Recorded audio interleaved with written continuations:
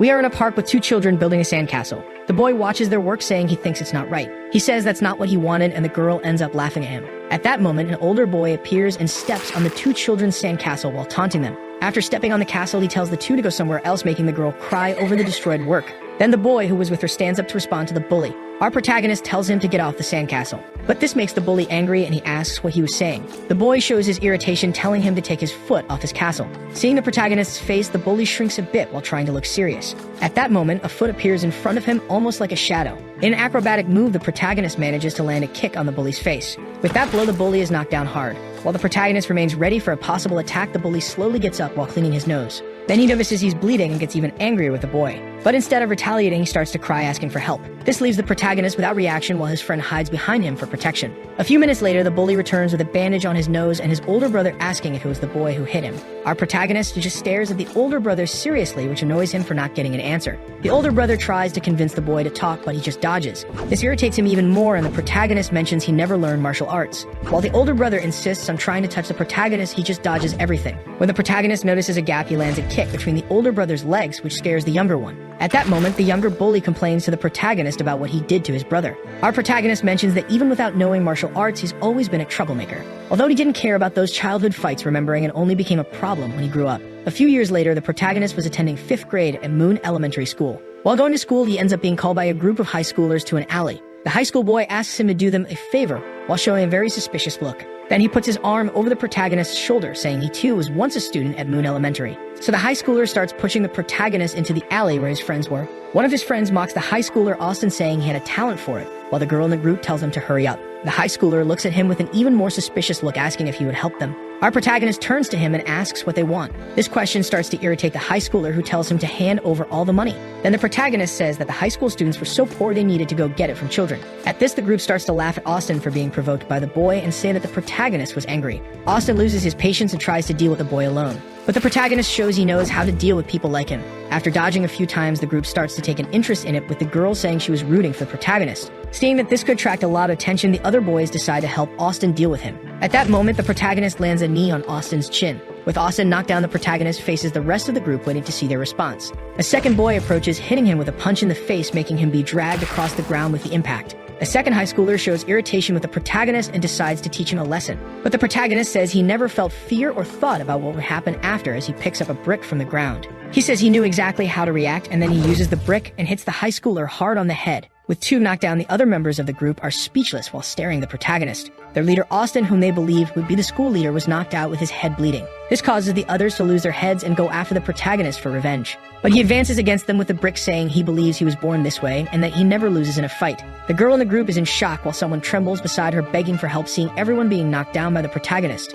His brick in hand was completely stained with blood from his attacks. When the protagonist turns to the girl to find out what she intended to do, he looks at her in a frightening way. A few minutes later, at the police station, the officer asks if he was really serious that he had done all this. But the boy just remains quiet, leaving the officer waiting for some answer. At that moment, a woman arrives in the room with a coat and panting while calling for her son Seth. She apologizes to the officer while he just says it was all right, still awkward about the situation. After that, the two leave the police station without saying anything, with the woman watching her son. She asks if he was hurt, and he shakes his head no. Then she bends down to talk to Seth, asking him to promise one thing, which confuses him. His mother asks him to promise that he would no longer fight with anyone. Seth nods, agreeing, saying he had no other choice because he didn't want to see that sadness in her eyes anymore. She thanks Seth for the promise, but he remembers that at the time he didn't know the truth behind that sadness. Time passes and Seth arrives at high school, still having the same determined expression from that time. A boy opens the door with all his might while calling for Seth, clearly looking for a fight. Then he invades the room and lands a kick on Seth's back while asking if Seth thinks he's funny. With that kick, he ends up being thrown against the wall. The boy tells Seth to just obey him, and if he needs money to give to him, to ask someone else. Seth gets angry and thinks about retaliating, but he hesitates and simply apologizes. But then the boy throws his head to the ground and tells him not to do that again. He even says that he should be careful, especially near him, if he doesn't want to have problems. After the boy gives that warning, he leaves the room while surrounded by his friends, who watch Seth laughing at him. Our protagonist clenches his fist while trembling with anger until he takes a deep breath and just says he did well in not reacting. Upon arriving home, his mother observes him and notices something. She works at a restaurant, asking him how school was, and he just says it was great. He asks how the restaurant is doing, and she says it's going very well. Seth says all he wished for was to see the smile on his mother's face, no matter what happened. But at that moment, a black car appears on the street in front of the restaurant. As they go out to check what was happening, they notice there were several cars and some men got out of them. These men appear with a funeral photo saying that man had passed away, which shocks his mother. Seth is startled seeing his mother collapsing and asks what was happening. He looks back at the photo and remembers that on that day, something had happened to them. Years pass, and we see Youngjin High School where there were rumors of a new student and the others were curious about it. As the student approached the classroom, the teacher mentions the transfer student and asks for help with him. At that moment, the student arrives in the classroom and introduces himself as Seth Kang. The girls stare at him, noticing he was quite handsome, while one of them seemed to recognize that name. But with the continuous murmurs, the teacher gets irritated and tells everyone to be quiet. The boys at the back of the room already observe him with malicious laughter, until one of the boys ends up noticing something and his friend asks what happened. This boy recognizes Seth too and believes it was a big coincidence. Seth introduces himself to the class, and the teacher tells him to sit on the empty bench at the back. Then he approaches his desk and sits next to the spiky-haired boy who was sleeping. As he looks to the side, he notices the boy staring at him with the same malicious smile as before. He decides to give a friendly smile as he recognizes the boys, noting that they also went to that high school. During the break, one of the boys approaches Seth and mentions they were sad when transferred in high school. The boys start to surround him, saying they're going to have a great school year. But Seth gives a smile that irritates the boy and asks if he doesn't remember who he was. Our protagonist says he couldn't possibly forget who he was while showing an empty and dead smile. That face scares the boy, and his friend gets angry with Seth asking if he was crazy. At that moment, the sleeping boy simply tells everyone to be quiet. He lifts his face a bit, asking if they didn't see that he wants to sleep while showing a stressed look. This scares the boy even more, who just apologizes to him. After avoiding a fight with the sleepy boy, the bully stands up saying he hasn't finished the conversation with the protagonist. Seth turns to his sleeping classmate, not understanding. The teacher opens the door trembling as he was a very old man and moves slowly to the desk. He tries to start the class until he gets confused and forgets what the planned lesson was for that day. Meanwhile, the boy continues to be outraged, thinking about Seth managing to leave him without an answer and already plans to take revenge on him. When he turns to Seth, he is staring at the window next to his sleepy classmate. Seth observes the weather of that day with a slight smile, while in the distance one of the girls was watching him. The girl believes this is the same boy she met when she was younger. But the moment he looks at her, she gets startled and turns away. He gets confused, wondering if she also knew him. But soon he ignores it and goes back to staring at the window, thinking it might be fun. After a while, he feels so relaxed that he starts to get sleepy. At the moment the spiky-haired boy is awake, Seth collapses from sleep under the table. The blonde boy stares at the protagonist and decides to leave the room for a moment. Then the bullies, who are watching him with fear, are impressed, until they understand it would be a chance to go talk to Seth, who was sleeping. With it, the bully joins his friends and goes to the table to settle the score with him. But at that moment, someone comes to stop them. The girl who had recognized him stands in front of the boys to prevent them from approaching Seth. This irritates the bully, saying it's going to be her turn too, but the girl says they can't cause trouble in the classroom. He says he doesn't care about that and tells her to get out of the way. But she doesn't hesitate, saying that as the class representative, she wouldn't let them do whatever they want. At that moment, Seth's hand appears on her shoulder, saying that although he appreciates the help, he prefers that she step aside. Our protagonist refers to them as his high school friends. He asks if they missed him because he missed those classmates while showing excitement for a fight. While the representative watches him curiously, the protagonist begins to explain about his life, saying that he held back when he was younger because of his mother, and with that the bully already notices something different. But he also remembers his father's words, saying he shouldn't let anyone kick his behind. A few minutes later, the blonde boy returns to the classroom and notices something different there. He realizes the bullies were no longer there and goes back to sit, while Seth seemed to have gone back to sleep. The class representative tries to look at Seth without turning her face, while the blonde boy lowers his head and goes back to sleep too. Then she turns to the protagonist, who slept like a fool. Meanwhile, a boy asks the bullies about them losing to a transfer student. This boy is intimidating and stares at them with superiority while trying to confirm their story, asking for help. The bully had a bandage on his nose while saying he used to be weak in high school. But something changed in him, and with that he remembers how Seth knocked them all down with a single blow. The big guy complains to the bully Nathan, saying he should be ashamed of losing to a weakling. Then the big guy heads to their classroom and looks through the window, asking if the transfer student was there. With that, he opens the door, with everything already starting a speech for the classroom, wanting to know who the new student is. The representative gets startled to see who it was this time, and he already starts trying to guess who it would be. Nathan mentions it was the boy next to Victor, while the protagonist continues to sleep. Then he says he will give his welcome to the newcomer. As he approaches the classmate, the representative wonders why he was there. Despite the big guy trying to talk to Seth, he doesn't respond, which irritates him even more. Seth lifts his head, still sleepy, and the big guy says he took care of his money source. The big guy introduces himself as Goblin from Jungsan High School and says you must have heard something about him. At that moment, Goblin starts to look closely at Seth's face, realizing it was familiar, and wonders if they've seen each other before. Our protagonist asks what he's talking about, and then the two recognize each other. It turns out that Goblin from Jungsan was the bully who destroyed his sandcastle and was a child. Remembering this, Seth gets excited, asking how he's been and how his brother was. But he doesn't realize how much Goblin was sweating cold, remembering his face. Trying to stay firm, he just says he'll see him later. Seth smiles, saying it's all good as Goblin leaves the room, being questioned by Nathan. The bully tries to force Goblin to solve his problem with Seth until he sees the big guy's face again telling him to move. Nathan doesn't understand anything and asks if he wasn't going to solve the case, but Goblin reinforces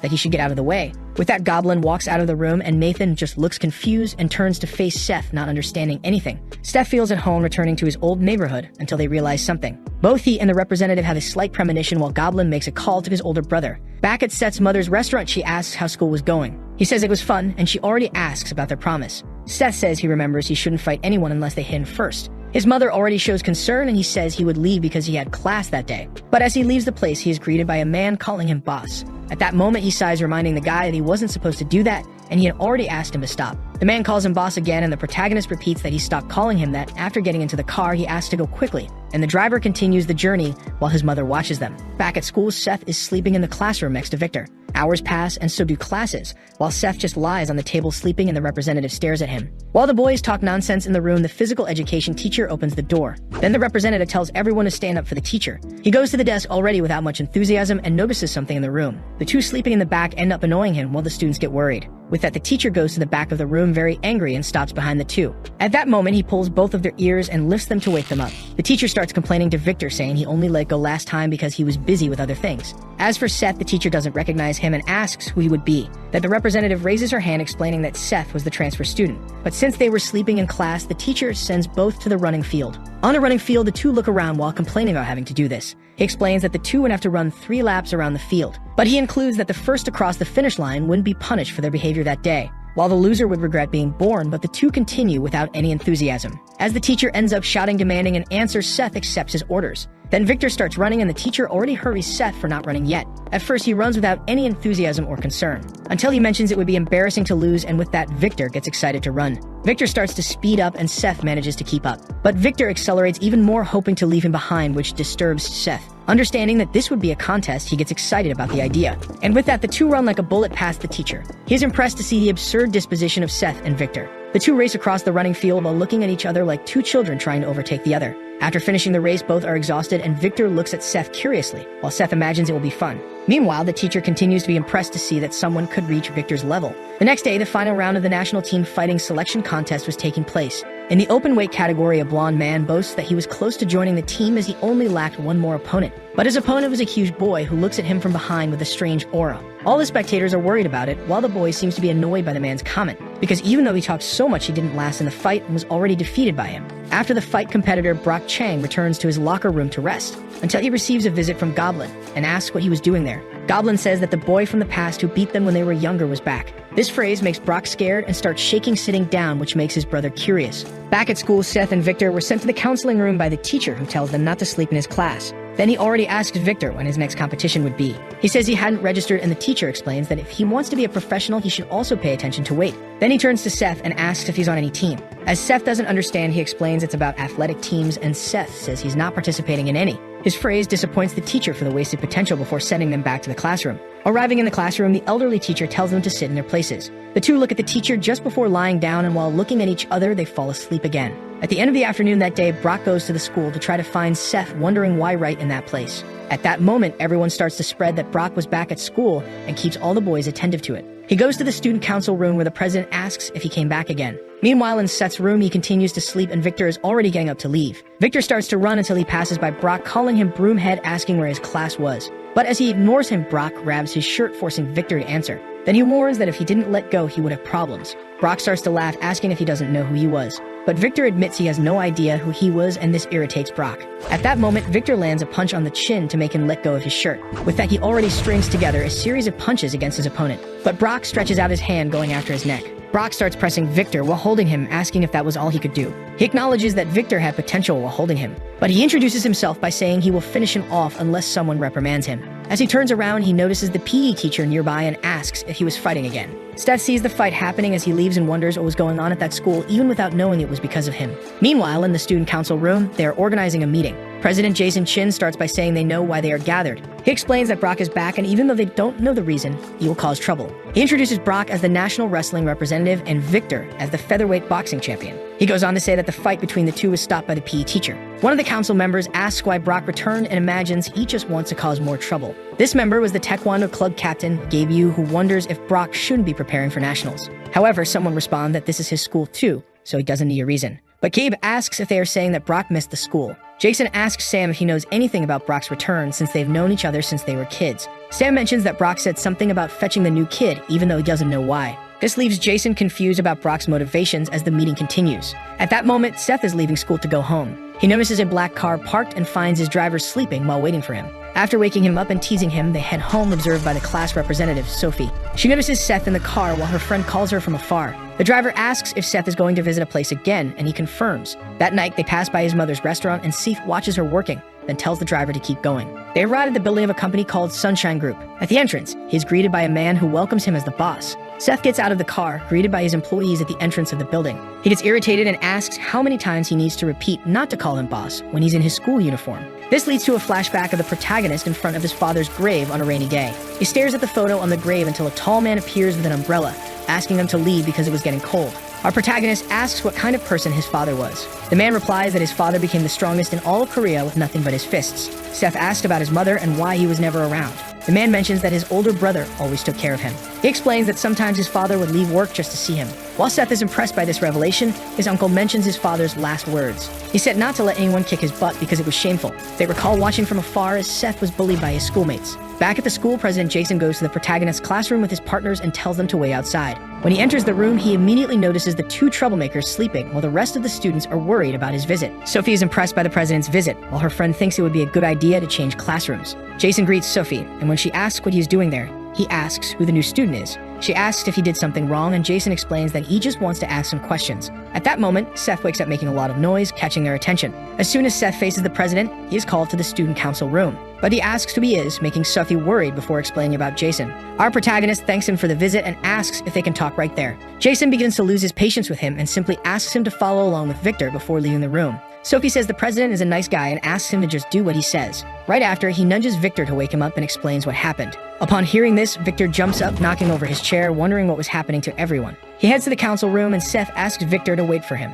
Then he notices the class representative watching him. To calm her down, he gives a slight smile, saying he'd be right back while following Victor. In the council room, Victor drags the chair he brought. After arranging it, he sits down, asking why he was called to that room. Jason adjusts his glasses and gets straight to the point, asking if he knows who Brock Chang is. Both of them are confused until Victor starts to remember the fight with the guy from the previous day. Jason explains that until 2 years ago, this school was for athletes. The government sent the most talented athletes from all over the country to study there. Victor asks why he was there if everyone knows this story, although the protagonist has no idea about it. Jason continues, explaining that currently it's just an ordinary school because of Brock, who caused many problems until he left. But now Brock is back to find the new kid, which makes everyone curious. The president asks what their relationship is, and Seth stays silent for a moment. He admits that he has no idea who Brock Chang is, which leaves everyone even more confused. Meanwhile, in the counseling room, the teacher talks to Brock, saying he heard he was on the national team. He asks why Brock doesn't seem happy since he thought that was his dream. Brock simply stands up and says he's leaving while the teacher calls him for a final piece of advice. The teacher tells him never to give up on sports no matter what happens,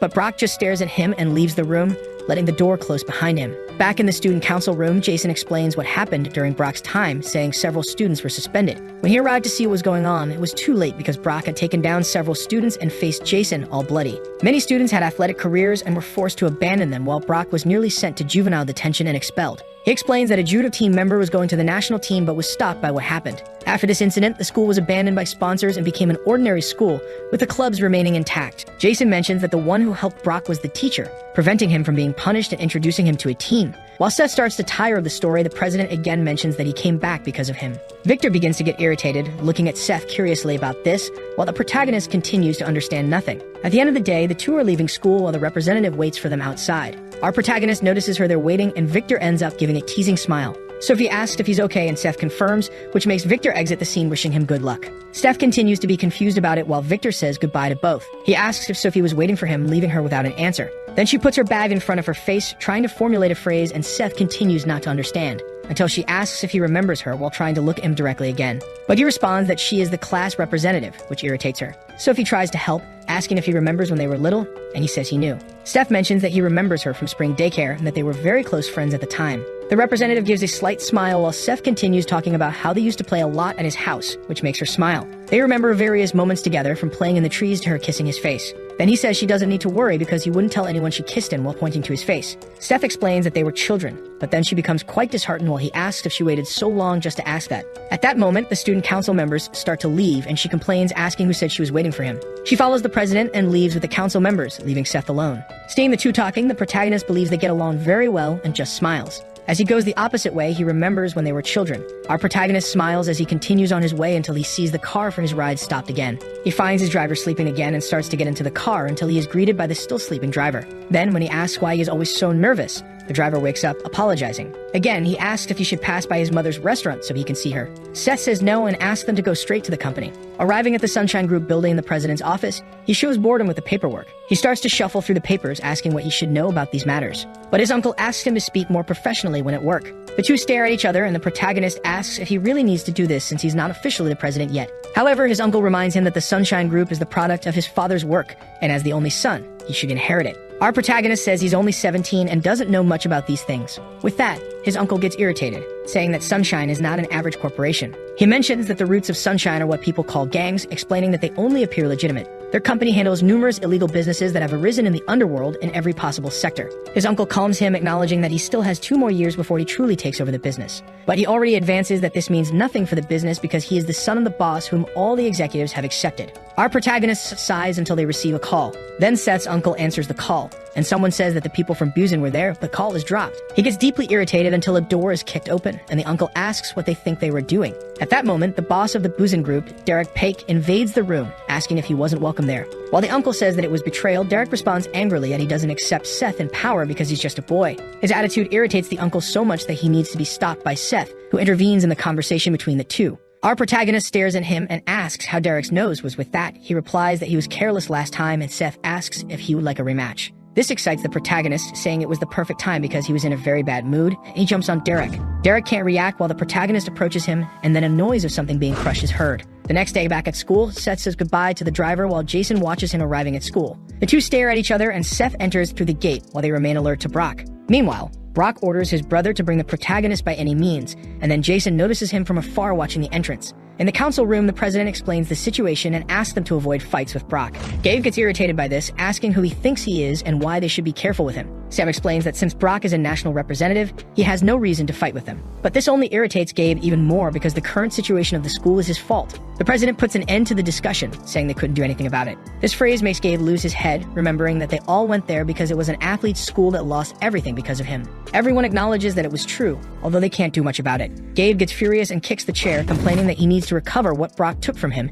and that he would do it at all costs. Meanwhile, Goblin goes to Seth's room and finds him sleeping again. Very carefully, he wakes him up, calling him to talk outside the room. Seth says he's sleepy and Goblin says it's important, which makes the protagonist agree and go with him. Our protagonist asks if he wants to talk outside, and he confirms while Victor watches the two leaving the room. As they leave through the corridors, Sophie worries about what will happen. Back in the schoolyard, Brock is bored after defeating all the students Gabe called to help him. Brock asks if that was all they had, and Gabe gets angry with him. The athlete delivers a kick against Brock, who blocks with his arm. But at that moment, Brock grabs his leg, saying he hopes he has said his prayers. Then he pulls Gabe by the leg and throws him hard against the ground. After defeating him, he still feels bored while observing his unconscious body on the ground. Then he says he will make sure he never walks again. However, he is stopped by the council president, who appears to end the fight. Brock recognizes him, and Jason asks why he was there since he had no grudge against the school. He explains that he indeed had no problems with the school and just wanted to talk to the new kid. Jason tells him not to cause any more disorder within the school area. With that, Brock says that although nothing can scare Jason because he comes from a wealthy family and is the council president, he is superior. The president stands firm, saying that he cannot let the entire school get into trouble because of him. Suddenly, our protagonist arrives, brought in by Goblin. At that moment, the two stare at each other, and Seth realizes that he is the Brock they talked so much about. Remembering Goblin's brother's face, he gives a huge smile, saying he hasn't changed a bit. But then Brock is ready to face him and approaches the protagonist. Seth notices his intentions and starts to tremble his hands until he clenches them, preparing his fist. Until Jason intervenes between the two, preventing Brock's advance. He warns Jason not to interfere if he doesn't want to regret it. However, the president remains firm in his decision, ordering them not to fight at school. Brock finally loses patience with the president and decides to attack him. With that, Seth asks Jason to get out of his way while pushing him aside. Our protagonist believes he came to see him while the two remain unresponsive to his attitude. Jason tries to threaten Seth so they don't cause more problems for the school, and the protagonist assures that he won't let anything happen. He asks to go fight in the gym as there were many people there. He also mentions that they can choose any form of fight they want because he doesn't care. Brock remains silent, staring at him, and Seth says he's not afraid of him. Then Brock raises his hand to attack him, and Seth asks if he looks like someone who is afraid of a fight. His look surprises both spectators until Seth says they will fight as sportsmen and asks where the gym is. With that, rumors of a fight begin to spread throughout the school, saying it would take place near the boxing club. In the boxing ring, the two face each other while waiting for the fight to start. Seth begins to stretch while smiling at Brock, and Brock takes off his shirt, warming up his arms. Then the council girl approaches Jason and starts to provoke, asking if he wasn't going to resolve this. In the gym's upper bleachers, Nathan is surprised to see the fight about to start. But then the physical education teacher appears, shouting at everyone. Everyone worries about what will happen, and the council girl starts to blame Jason for it. However, upon reaching the ring, the teacher just leaves a pair of gloves for Seth and says they need them for the fight. He mentions that he will be the referee and that they would fight under M&A rules with 3 rounds and 3 minutes per round. Seth observes the teacher and lets out a confident smile. Meanwhile, in the classroom, a boy bursts in shouting that they would be fighting in the boxing gym. At that moment, Sophie worries about it while Victor wakes up hearing Brock's name. Both stare at each other seriously until the teacher reminds them that this is a sport. Our protagonist decides to ask Brock if all this was because he was knocked down by him as a child and calls him a sore loser. But this only makes Brock even more impatient with him. Brock explains that was the only time he lost a fight and asks if that's reason enough for him. The teacher sounds the gong, and with that, the fight begins. Brock tries to grab Seth's face, who dodges but notices something in that movement. Then Seth grabs Brock's arm, already preparing his strike. He lands a knee against Brock's belly while lowering him by holding his neck. After being knocked down, he tries to get up with much effort and difficulty breathing. But Seth doesn't hold back and lands a blow against his neck to knock him down again. All spectators are impressed with what they just saw while Seth remains standing after defeating Brock. Our protagonist turns to the teacher and asks if he isn't going to start the count. But he hears that there's no need to rush, which worries Seth. When he turns around, he sees Brock trying to get up and almost standing. Brock manages to stand up completely out of breath while staring at Seth. This makes the audience go crazy because the fight was just beginning. At that moment, the class representative arrives at the gym while Seth watches his opponent. The big guy charges at Seth, who just sighs, saying he should have stayed down. In a quick move, he dodges Brock's attack and grabs his head. Then he pulls him back, throwing him with all of his strength to the ground. Seth positions himself over him, asking if he seems weak while preparing a direct punch to the face. Brock only has time to realize what is going to happen before his face is crushed by Seth's punch. Everyone is shocked by this while Seth continues to beat his face until the point the teacher orders to stop the fight. After Seth stops his sequence of punches, the place is all stained with blood and the protagonist asks again if he seems weak. In the Sunshine Hospital, Brock is being treated, all bandaged up and resting after the fight. Suddenly, he wakes up with a physical education teacher beside him watching. The teacher asks if he's awake and mentions that the diagnosis says he needs to rest for 2 months. It was explained that although they managed to fix his nose, he had a skull fracture and a broken rib. He also warns Brock that he talked to his team, saying he suffered an injury during training. When he's more relaxed, the teacher complains to Brock about causing all this trouble over a childhood fight. But then Brock says he doesn't care about that because he found something much more interesting than wrestling. Back at school, all the students in the classroom tense up at Seth's presence. Seth sighs, making the boys even more worried while he just gets up from his place. Observing the corridor, he notices the fear stamped on everyone there, worried about his next action. Arriving at the bathroom, he finds a group of boys discussing what was happening. One of them explains that all this is because the new kid defeated Brock and his friend can't believe it. Until the two classmates get worried, looking at the bathroom entrance. Seth approaches them and kindly asks them to move aside a bit. At that moment, they get rid of their cigarettes and leave immediately. Victor enters the bathroom and stops next to Seth, asking if he's free after school. He turns angrily to Seth, saying that Brock was his target and calls the protagonist for a fight in the boxing ring alone. That night at school, Victor waits in front of the boxing ring for Seth. Throwing his things under the ring, he pulls boxing gloves from his backpack. He remembers how he was humiliatingly defeated by Brock and how Seth finished him off as if it were nothing. Victor gets angry with himself, realizing he was afraid of Brock. Hours pass and Seth doesn't show up, which further irritates Victor, who continues to wait for him. Meanwhile, at the Sunshine Group building, Seth is trapped with piles of documents. He tries to get out of it, saying he has to meet a friend. But his uncle says he can't, and Seth explains that his friend is waiting for him. Still, his uncle insists he can't go, and Seth just looks at him, disheartened. The next day, Victor is firm in his intense boxing training at the gym. He continues his training until a man comes up, asking him not to push himself too hard since he doesn't have an upcoming fight. Victor replies that he needs to be always ready for when he needs to be. The man tries to explain to him that boxing won't yield much, and it would be worth more for him to switch to M&A. But Victor explains that he doesn't do it for the money, which leaves the man speechless. He says it's okay, and that he made a promise. The promise that he would become a world champion and that he wouldn't give up until he achieved it. After that, he tries to calm the man down, saying they should get a fight soon and heads to school. As Victor leaves the gym building, a black car appears. Several men get out of the car and talk to the man, asking him to sell the building, saying they will pay what it's worth. Arriving at school, Victor goes to his classroom and finds Seth lying on the table. Seeing him, Victor gets irritated, remembering Seth and Brock's fight the day before. He kicks Seth's chair, making him get up all sleepy. When he looks at the clock, he complains that it's not even 7 o'clock yet. Seth turns around and sees Victor behind him, complaining if he thought it was funny to have left him waiting. But he explains that he had a lot of work to do, and that's why he didn't show up. Victor is confused by this work story, and Seth just yawns from tiredness. He tries to threaten Seth in case he thinks of running away from him again that day.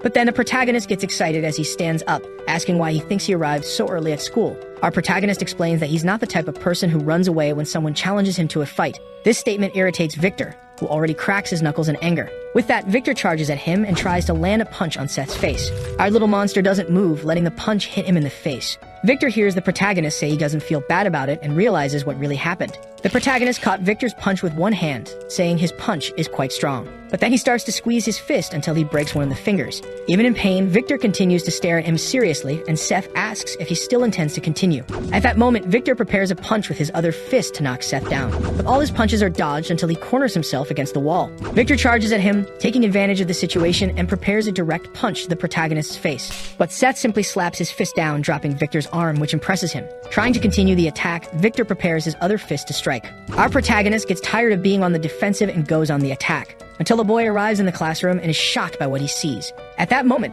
Seth was almost being hit by Victor while he was about to land a punch on him. When Victor notices the student behind them, he decides it would be better to leave it for later. During classes, everyone looks at the two curiously about what happened earlier. The two have a sullen face throughout the class. Hours pass, and they continue trying to avoid looking at each other, until Sophie arrives calling Seth to go to lunch. At that moment, he feels excited, saying they can go together, which confuses her. Victor sits down and complains about him, saying they will soon find out who will win. But then he lowers his head and goes back to sleep on the table. When the two return, they see Victor sleeping and Seth lies down to sleep as well, while Sophie goes to her desk. At the end of the day, Victor gets up from the table and calls Seth to follow him. As they leave the school premises, he continues to tell him to follow, and Seth tries to ask something until Victor interrupts him. Still, he asks if they have arrived, and then Victor turns around just to see him entering a black car. Seth says he doesn't have much time and tells him to get in the car. After they get into the car, the driver asks, all uncomfortable, where he should take them. That night, the driver lights his cigarette to wait in front of Victor's boxing gym, asking if he can go home. At that moment, the black car returns, and the men who came in the morning come back armed.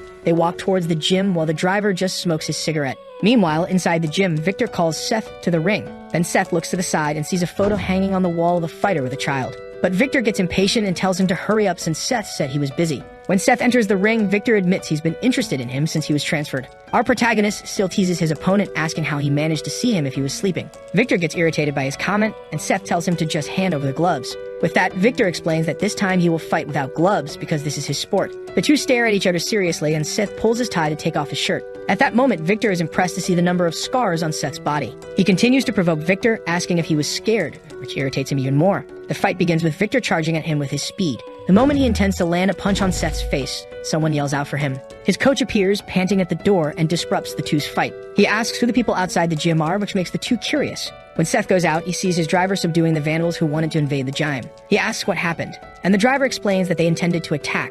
Our protagonist asks who they were and why they did it. The driver says he has no idea why, and Seth decides to take one of them to ask better. Back at the Sunshine Building, they hear that the gym has unpaid debts, and that's why they were going to settle accounts. He asks if the idea was to forcibly take over the gym building with that, but the man says they intended to buy the coach's gym. Seth asks his uncle what they should do, and he asks what the protagonist would like to be done. Back at school, the teacher says Victor hasn't arrived and asks if anyone would have any idea where he was. Everyone starts to suspect that Seth did something to him the day before, and Sophie turns around. Then the teacher just ignores the absence and decides to start the class anyway. Hours pass, and Victor still doesn't show up in the classroom. Suddenly, he appears in the room and goes to the table to talk to Seth outside. The two leave the room and leave Sophie even more worried. On the side of the school building, Victor stands in front of Seth holding an envelope. He shows it and asks what exactly that envelope was, explaining that he received it the day before. Victor comments that his and his father's debt were paid with interest, and Seth questions what he means. This irritates him, and he asks if this was Seth's doing. But Seth asks what the problem would be with that. With that answer, Victor tells Seth not to meddle in his family's problems,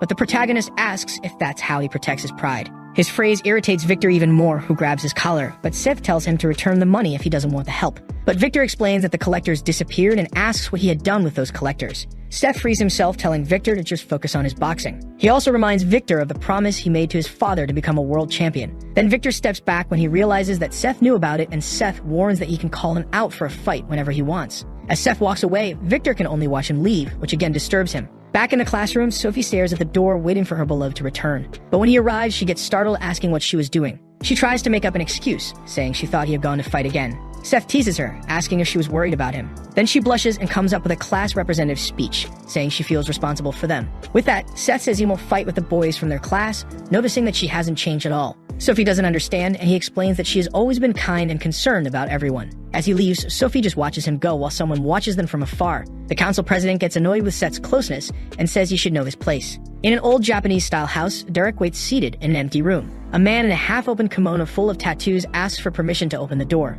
Inside that other room was the leader of the Santu Onakai gang, Maduki Ryushin. Derek bows his head, apologizing to the leader, who only mentions that he was extremely disappointed with his subordinate. He apologizes again, trying to ask for another chance to fulfill his mission, explaining that since the hair has not yet been confirmed, they could take over Sunshine if they received help from the gang. At that moment, Ryushin breaks his pipe, hitting the ground with all his force. Ryushin praises having heard that the hare was very young. He remembers that even being very young, he was still the hare and he should be more cautious. Then he explains that they should look for what the hare's weakness is, because as he is not an adult, he must have a weakness. Derek begins to remember moments he saw Seth with his mother after his father's death and believes he knows what his weakness would be. But the gang leader already advances that he must work calmly and make sure not to fail this time. A group of boys appears in the protagonist's room led by Gabe, who is still recovering. He already yells at everyone, asking who the new kid was, and Seth introduces himself. Gabe looks at him angrily, asking if it was him who defeated Brock, and calls Seth out of the room. But this time Seth stays in place and asks if they think he's a dog to go when called. This irritates Gabe until Victor arrives, telling him to get out of his way.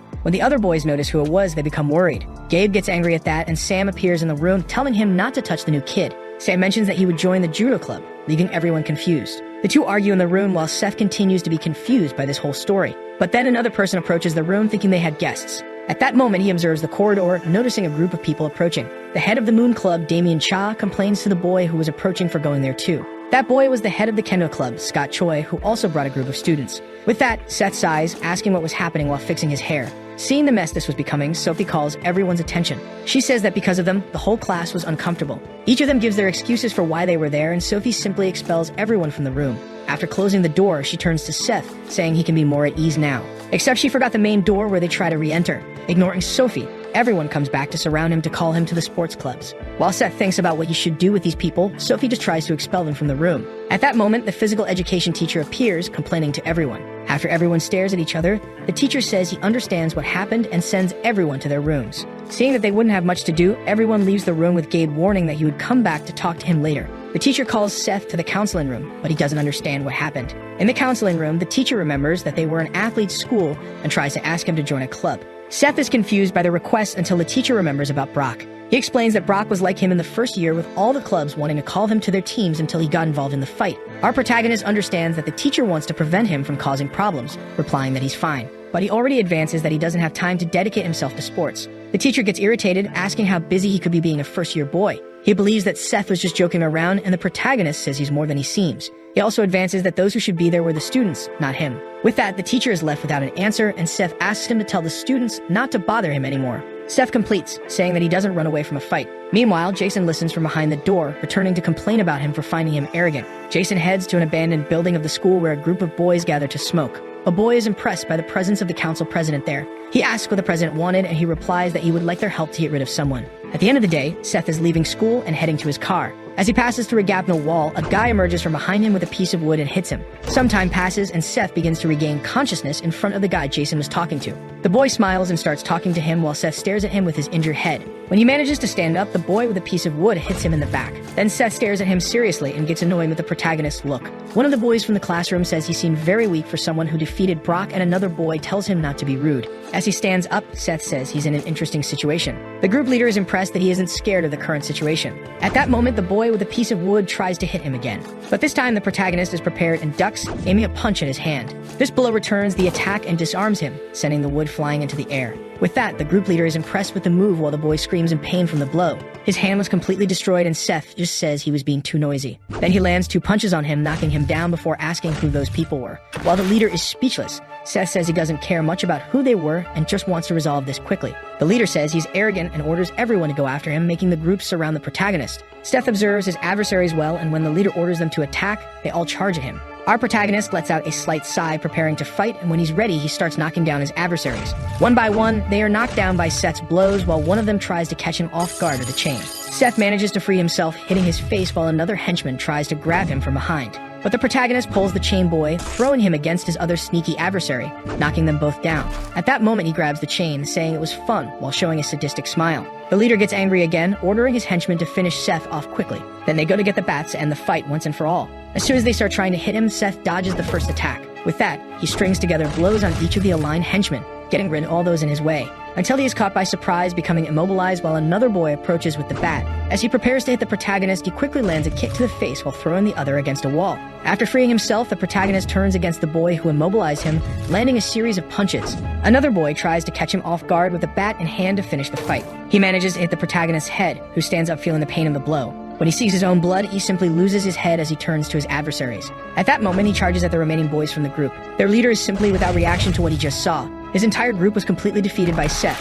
who remained standing. With that, he notices that the protagonist was the same boy who finished off his friends with a brick when they were younger. When he charges at the leader, he cowers in fear of the protagonist. Seth grabs him by the neck, asking him to tell who was the guy who sent them to do this. After settling things in the abandoned building, he returns to the school building. Meanwhile, in the council room, the president waits with two other members. Jason wonders why he hasn't received news from the group while Seth approaches the council room, until the protagonist opens the door of the room, leaving the president surprised. Seth approaches him slowly while Jason stands up, facing the protagonist. He asks what Seth was doing in that room, and the protagonist just smiles at him. At that moment, he grabs the president's neck and hits him against the table. Our protagonist asks why he was attacked on his order. But then Sophie arrives in the room to talk to Jason and finds Seth interrogating him. Seth lifts the president back up, saying he was a lucky guy. After releasing him, he heads for the door while Sophie watches him, frightened. He understands what the situation was and simply heads for the door, leaving Sophie behind. The next day, she sits disheartened at her desk, still remembering what she saw the night before, and tries to turn to Seth. At that time, Seth's car arrives at the school with his uncle saying he wouldn't question what happened.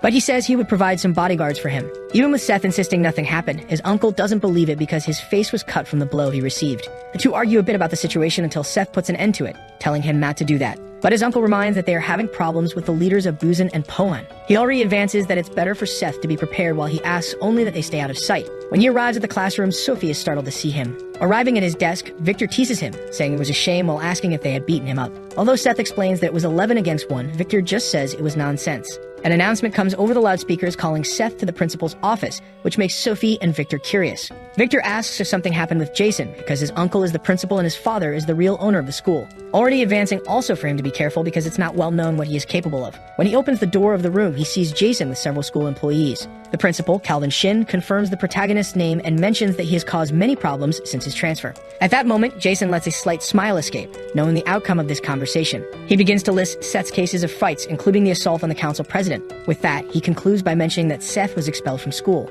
The president keeps smiling until he notices that Seth just looks at that comment with a smile, asking if that was serious. Right after that, he pulls out his cell phone to make a call. In a few seconds of conversation with his uncle, he orders to buy the school he attends. Several cars start to appear in front of the school, which makes the students curious. Seth's uncle steps out of one of the cars, heading to the school, followed by their bodyguards. Calvin notices the commotion of his uncle arriving and asks what Seth had done. At that moment, the group opens the door to the principal's office. Jason tries to question who those men were, but ends up being immobilized by the driver, who tells him to stay quiet. Approaching the principal, the uncle hands him an envelope. The principal gets angry with them for invading the school, and the uncle just tells him to read the content inside the envelope. After staring for a while, he opens the envelope and is shocked to see the content. It's mentioned that the principal had been involving the foundation in illegal activities for years, and the uncle promises not to mention anything if they hand over the school. Calvin gets angry, but as he tries to complain, he is grabbed by the neck. Then the uncle mentions that he had been spending the students' lunch money for his own benefit and that they should resolve this calmly. Back at the Shin house, Calvin talks to his brother, apologizing, because he had been forced to sell the school, which angers him. His brother complains to him, asking if he had gone crazy, and all he receives in response are more excuses. He examines the documents, noticing that it was the Sunshine Group, saying they are a bunch of criminals. When Jason arrives in the room, his father asks what happened at school. Jason explains everything that happened in recent days, and his father just picks up the phone to call the senator. He asks the secretary if they had heard of the Sunshine Group. Meanwhile, at the Sunshine building, the uncle explains what was done, saying it was easy because they were guilty. Although Seth asks if this could cause problems, the uncle starts listing all the crimes they found in their records. Our protagonist is impressed with how much he discovered in one day, and the uncle remembers that since he went to that school, they were prepared. But then the uncle asks who will be the new director of the Youngjin Foundation because he believes Seth would choose the new director. However, although he believes Seth had someone in mind, he simply hadn't thought about it yet. The next day, Seth arrives at school, heading straight to his desk. As he sits down, Victor watches him curiously, who ends up noticing the look and starts watching him back. After staring at each other for a while, Victor gives up and turns his head down again. Sophie watches Seth from afar and gathers the courage to approach him again. She asks if something happened because she didn't see him after he went to the principal's office. Seth asks if she was worried about him even after seeing him that way, and she says he's a classmate. Our protagonist gives a light laugh and smiles at her, saying she didn't need to worry. But at that moment, Jason arrives in the room, bursting through the door, calling for Seth. Everyone is impressed with the president's visit while waiting for him to say something. Jason asks if Seth believed he would be afraid of a pathetic criminal like him. But as soon as Seth stands up to go to him, Jason simply slams the door shut, running away, which leaves him without reaction. Back in the principal's office, the physical education teacher knocks on the door, and a man gives permission to enter. Seth's uncle asks him to sit down while he continues to look out the window. He asks if the uncle was looking for him and tries to find out how he could help. Then he requests that the teacher become the new principal of the school, as it was the order of the new owner of the school. At the end of that day, Seth prepares to leave, and Jason waits for him in an alley with his friends. He explains that they were supposed to bring the protagonist to him. One of the boys is impressed that it was just about capturing a high schooler while remembering that he needed the money anyway. But when he sees who it was, he is shocked while Seth gets into the car.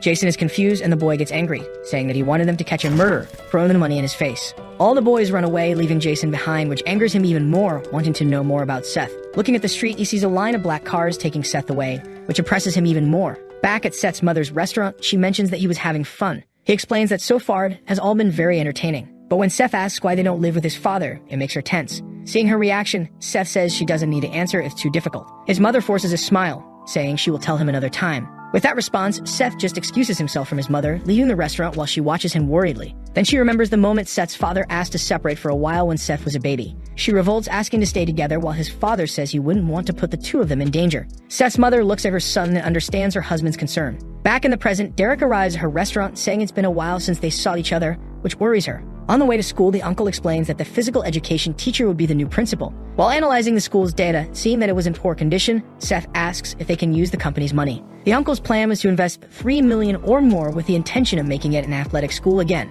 Steph wonders if it's possible, and the uncle explains that the students can help with that. He emphasizes that in Korea, money is power, and Seth remembers that they have money. Back at school, the two classmates are sleeping during the old teacher's class, until suddenly, Seth's cell phone receives a call from the head of the boozing group. When he answers the call, he hears Derek trying to provoke him, but gets annoyed that Seth doesn't recognize him. When he tries to explain the reason for calling, Seth warns that he was in class time and hangs up the call. Seeing that he would insist on calling back, Seth turns off his cell phone. Meanwhile, in a building under construction, Derek hears the notice that the phone was not available. This irritates him greatly while Seth's mother just sits in front of him. Derek orders his henchmen to go after him, thinking that this time he will finish Seth off. At that moment, the protagonist was dreaming about Victor's spiky hair, imagining he would get hurt trying to touch it. At the end of the day, Seth leaves school, finding a silver van stopping in front of the school. Derek's henchmen get out of the van, stopping in front of Seth. Our protagonist asks who those two were, and the henchmen ask him to follow them. At that moment, the driver arrives and asks what they thought they were doing. When the henchmen turn around, they recognize the driver Rod, who gets angry with them for trying to boss his boss around. Seth talks to them again,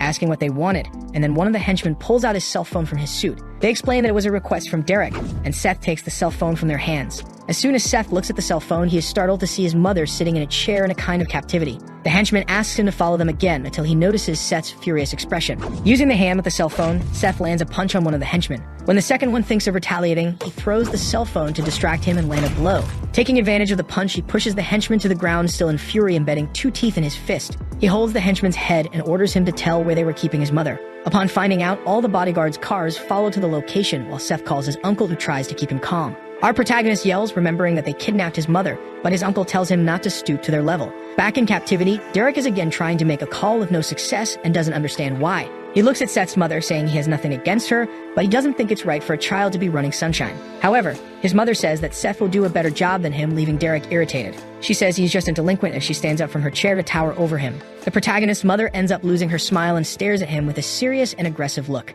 Then the uncle reveals something to Seth that leaves him completely surprised. The protagonist is inside the car, very irritated by what they did to his mother. His fleet of cars arrives at the designated location. Seth starts to get out of the car and his uncle is waiting. Adjusting his tie, he asks where his mother is. The man turns his face, indicating that she is inside. Without thinking twice, the boy starts running. Then he goes up the stairs. Arriving forcefully, he kicks the door. His mother is serene as if nothing had happened. Surprised, Kang calls for his mother. Looking around, he realizes that all the men are lying on the floor while the woman is standing. Derek is being held by his shirt. In the background, the boy asks what is going on. Seeing that it is his mother standing, he is in shock. Suddenly, his uncle arrives, apologizing to the woman, saying that he will leave the rest to her. Terrified, the man starts screaming, begging the boy to save him. Hurt and trembling with fear, he keeps repeating for them to save him. Then the woman walks away. Bowing his head, the uncle shows his respect for her. Leaving the place, she tells her son to go as they need to open the cafe. Frightened, he looks at his mother while she remains serious. Sometime later at the cafe, Seth asks about what happened. Dodging the question, his mother asks what he means by that. Curious, he asks how she managed.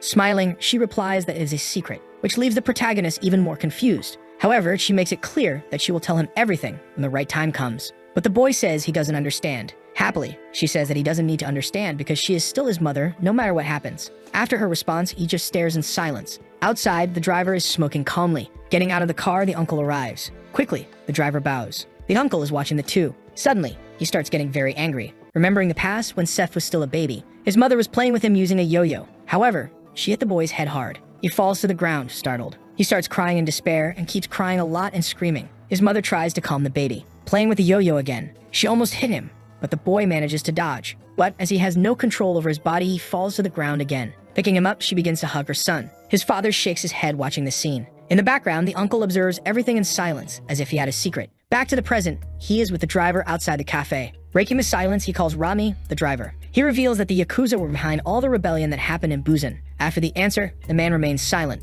Irritated, he curses the Yakuza group deeply. The uncle tells Rami to take better care of the boss, and the man bows, saying that he will, and says that he can keep the gun in his hands. Laughing, the man is happy with this news, thanking the uncle for that. Changing the subject, he asks the driver if there is someone they can send to the school. He explains that the leader of Santu Onikai, named Midaki Ryushin, is going after the boss and that they need more bodyguards. This catches the man's attention. Then he continues saying that he needs to find someone capable of pretending to be a new student. Sometime later at Sophie's house, she is a little upset while eating. Her father watches his upset daughter. Curious, he asks if something happened to her. The girl responds that it's nothing. Concerned, her father says that if someone is bothering her, she just needs to say, and he will handle it. Laughing, she says that he is a prosecutor and shouldn't say such things, and her father replies that the most important thing is that his daughter is okay. But the girl says it's not a problem, so he doesn't need to worry. This catches the man's attention. Staring seriously, he says that it seems like something happened. Sophie says nothing happened and asks to finish eating. Annoyed, the man remains silent, while his daughter fills herself with yogurt. Sometime later, on the girl's apartment balcony, her father is on the phone.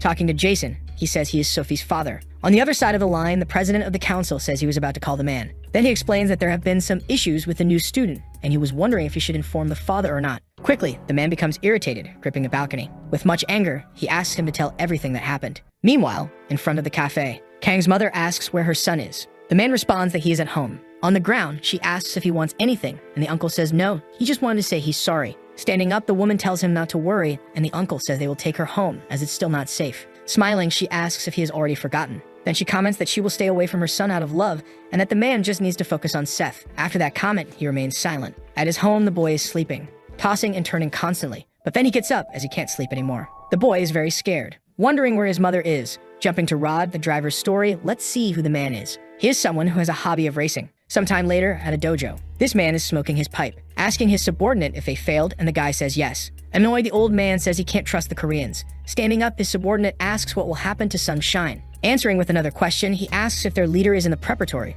and the man says yes. With a serious look, he orders them to send Akira there. Just mentioning the name, the man is already afraid. However, the old man says they will take him down, and for that, they need to use everything they've got. Meanwhile, at Yeongjum School, several students are in the courtyard. From the window, the new principal just watches. He's the former physical education teacher who became a principal. Adjusting his chair in front of all that paperwork, he sits while sighing with distress, saying that he was just a teacher, and that he will see how all this will work out. Suddenly, the phone starts ringing. Quickly, the principal answers. On the other end of the line, the caller says they are from the Sushine Corporation. Getting the news, the uncle says there will be a new student, ordering him to place the student in the same class as Seth Kang, and the principal questions the reason for that. Hanging up, the man doesn't answer the question. Someone starts knocking on the door, making the principal tremble. Then the person opens the door. Seeing who it is, the former teacher is frightened. It's Brock, who already seems better. Surprised, he asks what the boy is doing in this room since he never comes to school. Looking serious, he replies that he came to congratulate the man on being the new principal and also to ask for a favor. Not understanding anything, he asks what favor he wants. Lowering his head, he asks to let him join the school because he wants to graduate.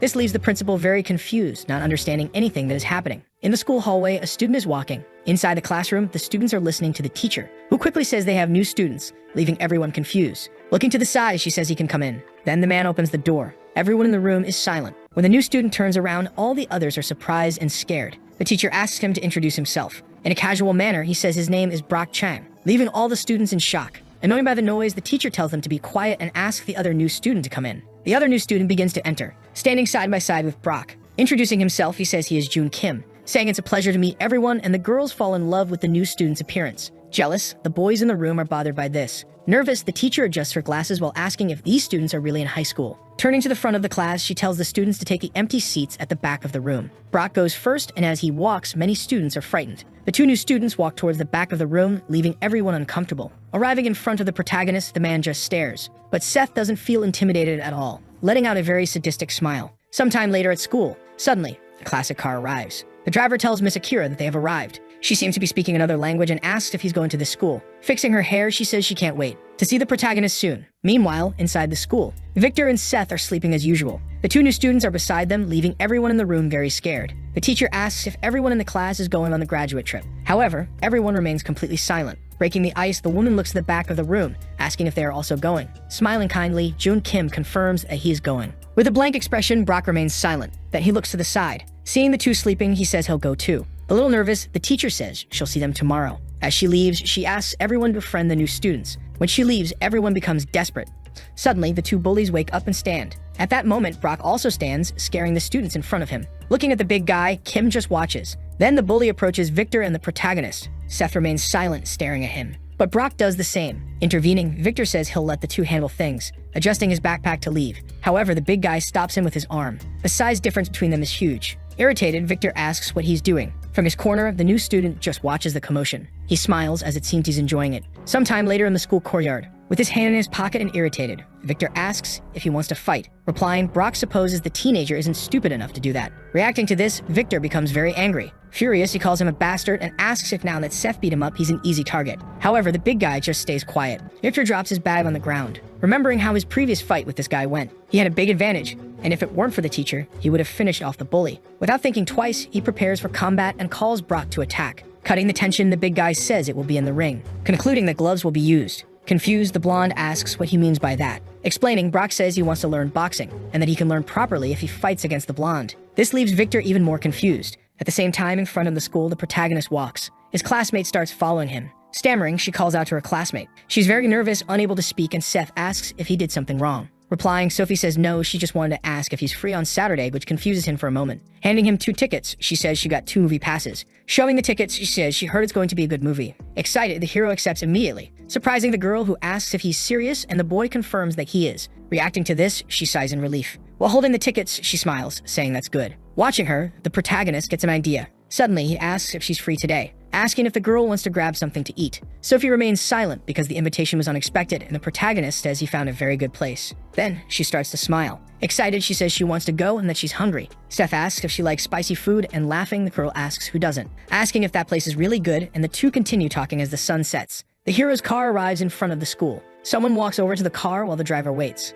Then they knock on the door to get his attention. Seeing who it is, the driver starts to roll down the window and asks what will happen if the boss finds out. But the mysterious man says not to worry. It's the new student Jun Kim who says their boss is going on a date. Totally confused, Rodney doesn't understand what he means. Changing the subject, the student asks if he has a cigarette. Annoyed, he asks for a cigarette, saying pretending to be a student is suffocating. Irritated, the driver asks if he's crazy for wanting to smoke in a uniform. Looking down, he says the man is right. Laughing, Rodney starts to light his cigarette, and Kim says he's really bad. While smoking, he asks how the school is going. Calmly, Kim says they're just kids. However, the driver says nothing can happen to the boss, and the new student tells him not to worry about that. Showing a hidden blade in his sleeve, he says the driver already knows him. Later that night, in the boxing gym, Victor is fighting Brock. He punches while Brock defends, but quickly, the speed begins to increase. Brock continues to defend, but now with difficulty. While hitting, the blonde notices an opening and prepares to strike, landing a direct blow to the big guy's ribs, who feels a lot of pain, looking to the side. Without realizing, another blow approaches, this time near the face. With no time to react, he takes a left hook straight to the middle of his face,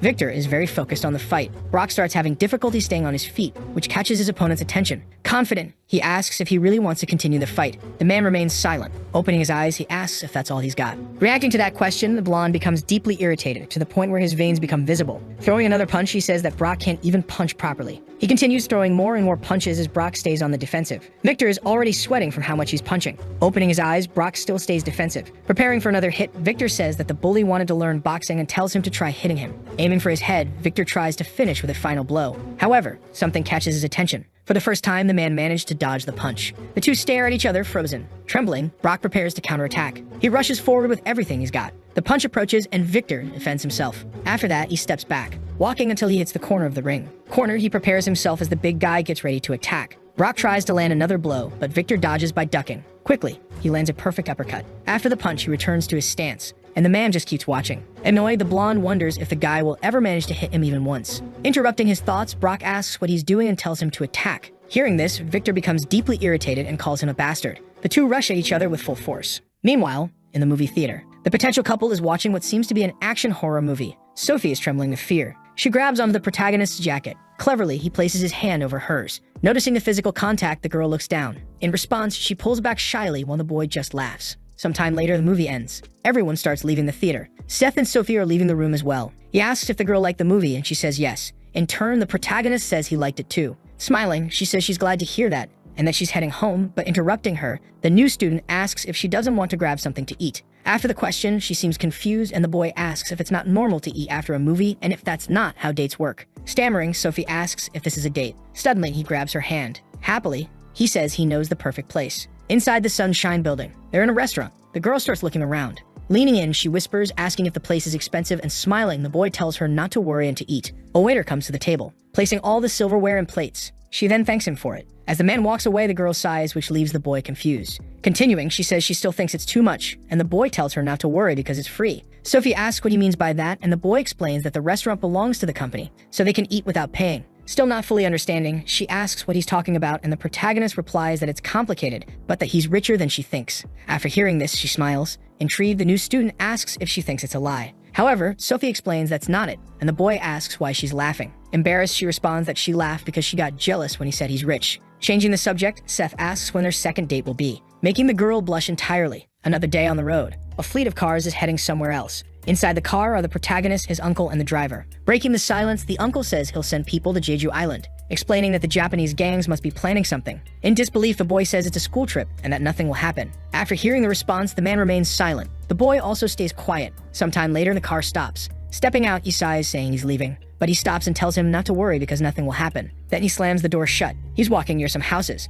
With his arms crossed, the man calls for the driver, ordering him to go with the boy. Confused, Rodney says Jab is already there. However, the uncle explains that he's already told the Jeju gangs to watch him, but that he'd feel less worried if the driver was there too. Following the order, Rodney says he'll do it. He gets excited, thinking about the idea of going to Jeju. Then they take the plane and go. Sometime later on Jeju Island. All the students are excited after arriving. The teacher appears behind one of them. Punching him on the head, she tells them to quiet down. She asks if they're all babies. Angrily, she orders everyone to get on the bus. After they board, the teacher asks if everyone is there and the driver confirms. Soon, the bus sets off. Some time passes, and they arrive at the Jeju Tourist Hotel. They begin to get off the bus. Among those on the trip are Sophie, Brock, Victor, Kim, and Seth. After gathering everyone, the teacher asks if all the students have disembarked. Flipping through a sheet of paper, she mentions that the class is on the 8th floor and that their names are on the doors of their rooms, giving them 1 hour to unpack. After her explanation, the buses start to leave. Inside the hotel, the students begin searching for their rooms. The new student finds his room door. In the same room will be Seth, Victor, and Brock.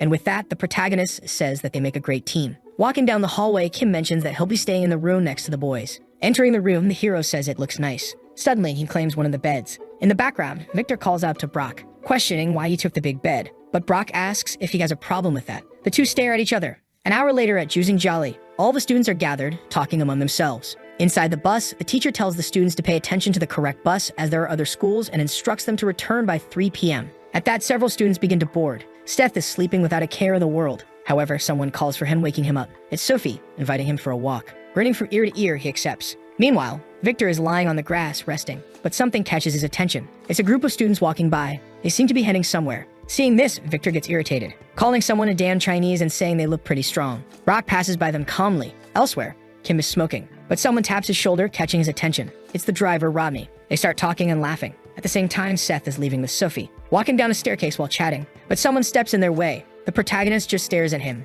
It's the Chinese students that Victor had seen earlier. One of them comments that Korean girls are beautiful and invites her to hang out. Hearing this, Sophie becomes very uncomfortable. Then the guy asks why she isn't spending time with them instead of being with this weak boy. Hearing that, Seth stays silent. Irritated, he asks what they're talking about. In response, the students remain silent. Without saying a word, the boy watches them with an expression of anger. Suddenly, Sophie steps in, surprising everyone. Speaking in Chinese, she asks what they want. This shocks the boy. Even the Chinese students are surprised to hear this. Continuing, she tells them not to give Koreans a bad impression of Chinese people because of their behavior. Smiling, one of them asks if she knows their language, and the other asks if the skinny boy is her boyfriend. Ignoring them, Sophie just turns around. Placing her hand on the hero's arm, she asks him to leave. Calmly, he obeys. Then the two begin to climb the stairs. In the background, the three mock them, leaving the protagonist deeply irritated. They head to a park. Surprised by the news, the boy asks if she speaks Chinese. Responding, she says that when she was little, she lived in China for a few years because of her father, and that she continues to study it to avoid forgetting. Impressed, he says that's amazing. However, he asks what they said. She replies, telling him not to worry because those guys didn't say anything important. Standing up, the hero announces that he's going to the bathroom.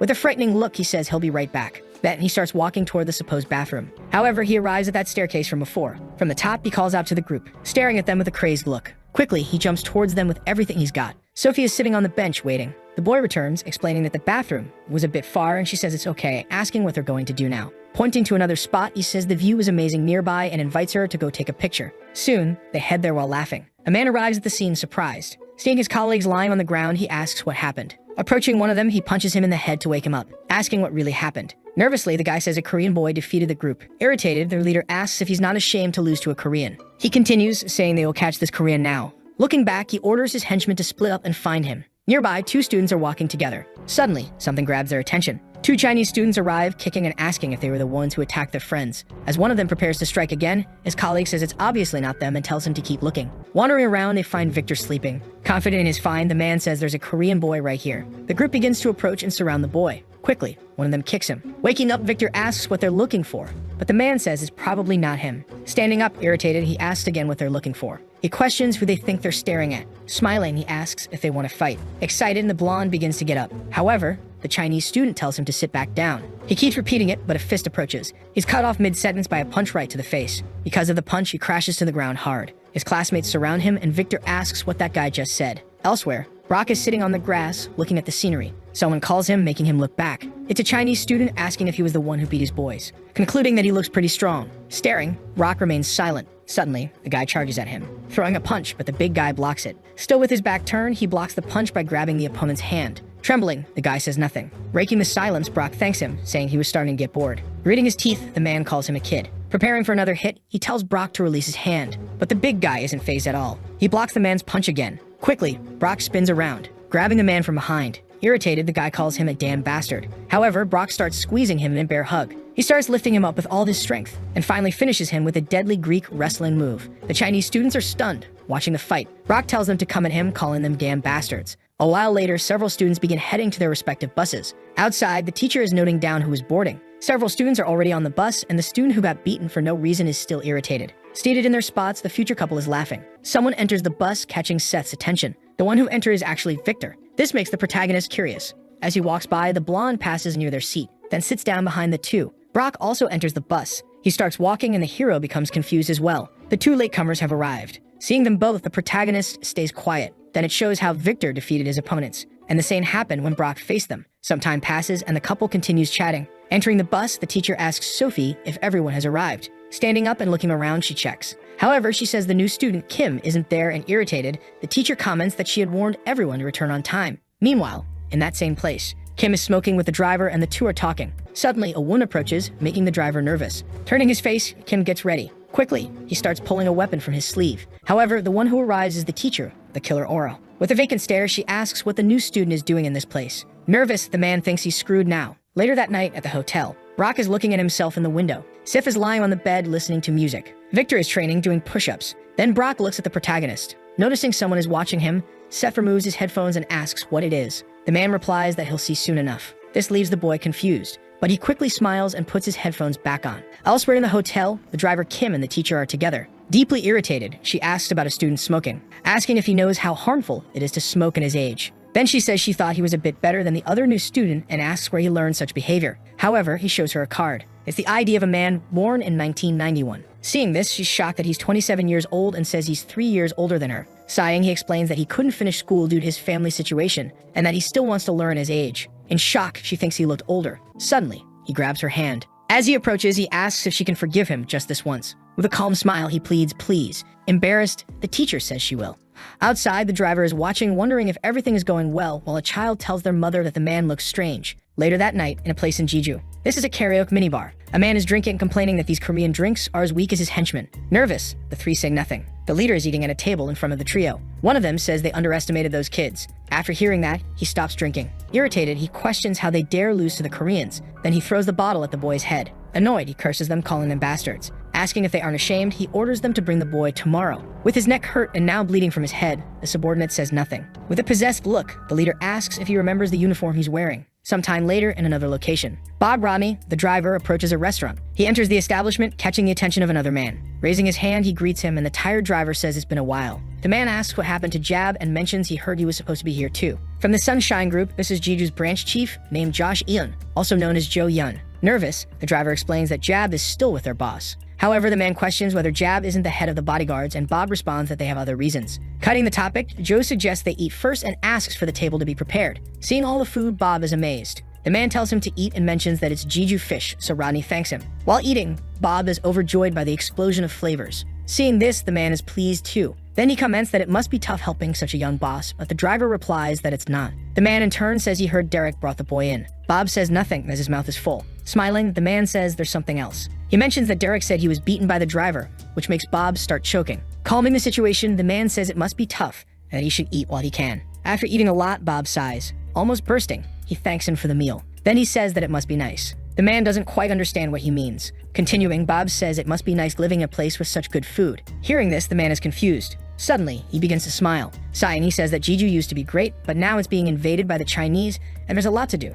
After hearing that comment, the driver remains silent. Explaining further, the man says the Triad is trying to invade their territory. Confused, Bob says he should notify Peter. Interrupting his thoughts, the man explains that it's not official yet and that they're causing trouble using money, but there haven't been any confrontations so far. Relieved, Bob says it doesn't seem like a big problem then. Arguing, the man says that in a way, he's right, revealing that the head of the Triad is here at this very moment. Rodney doesn't understand what he means by that. Joe says it's just a high school trip, and they notified him to keep an eye on things. Bob says their boss is also on the trip, and everything should be fine, so Joe argues that it's just a school trip and wonders what could possibly happen. Raising a finger, he asks if Bob doesn't want some drinks with sashimi, and excited, Bob explains he has to take care of the boss. With open arms, the man says it's just one drink and that all of his boys are thrilled to see him again. Awkwardly, the driver says it's fine but agrees to just one drink. Sometime later at the hotel, the buses start to arrive. All the students are gathering. Behind a wall, there's one of the Chinese students from that group. On the phone, he informs someone that he found the person and will follow them and report back on what happens. Then the buses start to leave. The teacher says they will hike Mount Hallison and that it will be a great 5-hour trek to the summit and back. Hearing this plan, the students start to groan and the teacher tells everyone to calm down. She explains that if it gets too difficult, they can head back down, but they are strictly prohibited from going anywhere else. The bus arrives at the location. As they get off the buses, one student stretches while another looks downcast. At the same time, a car pulls up. Inside, a man observes the students. On the phone, he begins relaying the location. After getting off the buses, the students start walking. Soon, everyone is having fun, including the protagonists, Sophie, and the other classmates.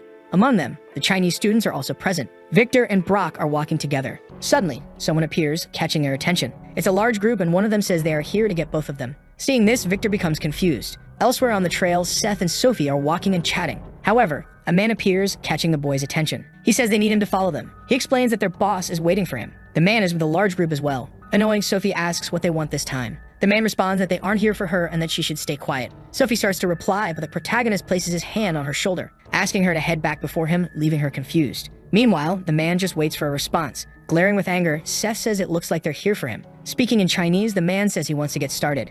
Seth wonders what he's saying, not understanding Chinese. The two stare at each other, and Victor prepares for the attack. He tries to throw a right punch, but the big guy quickly dodges. The blonde is shocked by his reflexes. Quickly, the man lands a direct punch to his stomach, not giving him time to dodge. The punch is strong enough to throw him back. However, he manages to prevent himself from falling, starting to feel intense pain in his abdomen. As a result, he drops to his knees and tries to call the man a bastard, but before he can finish the sentence, he collapses on the ground. This catches Brock's attention, leaving him surprised while the protagonist grows furious at the sight. Excited, the Chinese man keeps talking. This disgusts Brock. Then the new student steps forward and begins to walk. With a maniacal look, he calls the man a piece of trash. He quickly charges at the big guy, attempting a kick, but the guy ducks and dodges. The new student is surprised by his speed. He immediately repositions himself for another attack. However, a fist approaches his face. He barely manages to dodge the blow. Right after, he prepares to counterattack. But before he can act, the big guy kicks him straight in the chin. In disbelief, the protagonist realizes that the opponent is too fast for his size. After the hit, the man shows a lot of excitement, while the new student readies himself to block the next attack. Deciding to jump back, quickly the big guy throws another kick.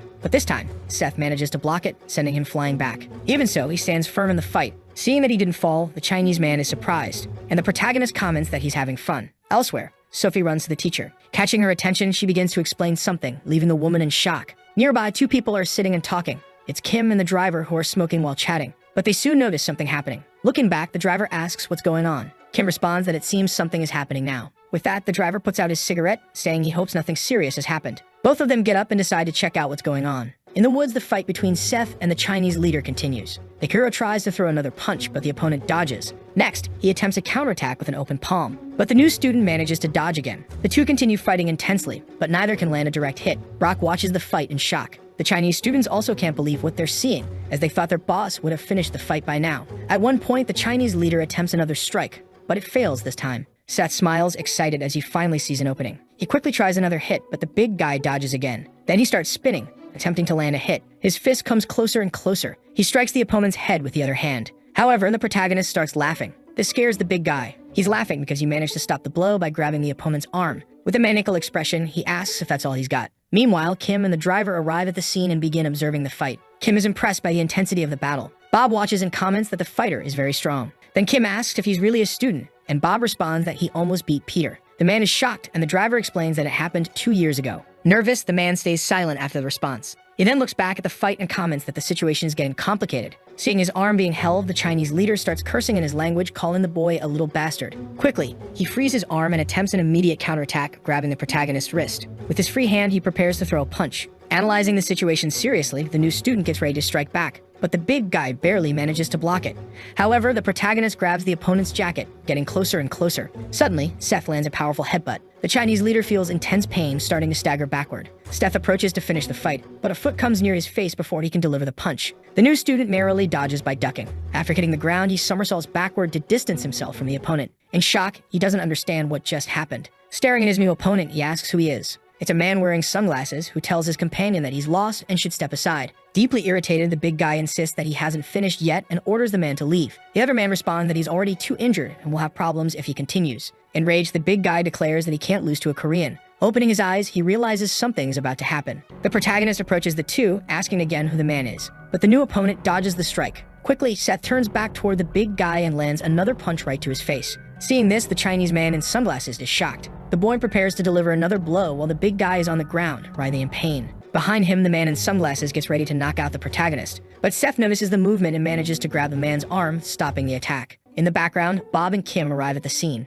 Kim is visibly furious, and Bob just follows. The three face off at this moment. Then, the driver begins pulling something from inside his jacket. It's some kind of strange weapon. Kim also pulls a weapon from inside his sleeve as he walks toward the adversary. Confused, the man with sunglasses asks who they are. The trio is now ready for the fight. Suspicious, the new student remains silent and looks at Kim. The Chinese man with sunglasses also stays quiet. Breaking the silence, the boy says this is a mess. Annoyed, he says that the two are making it look like he lost to that bastard. He then looks at the Chinese man with hatred. The man, in turn, gets a bit nervous. Without hesitation, the boy charges at his new opponent, trying to land another punch. But the man merrily dodges again. Quickly, the protagonist grabs his ponytail with his left hand, pulling his hair hard. Then, with his free right hand, he prepares to strike, landing the punch squarely on the Chinese man's face. The blow is so strong that he starts bleeding profusely and is thrown back, crashing to the ground. After the punch, Seth stares at him. Sometime later at the Sunshine Group headquarters, the uncle and the protagonist are sitting in the room in silence. The man recalls the hero's statement about not causing any trouble, but the boy remains quiet listening. Looking back, the man reprimands Kim and Bob for not keeping an eye on the boss. Both apologize, saying they're very sorry for that.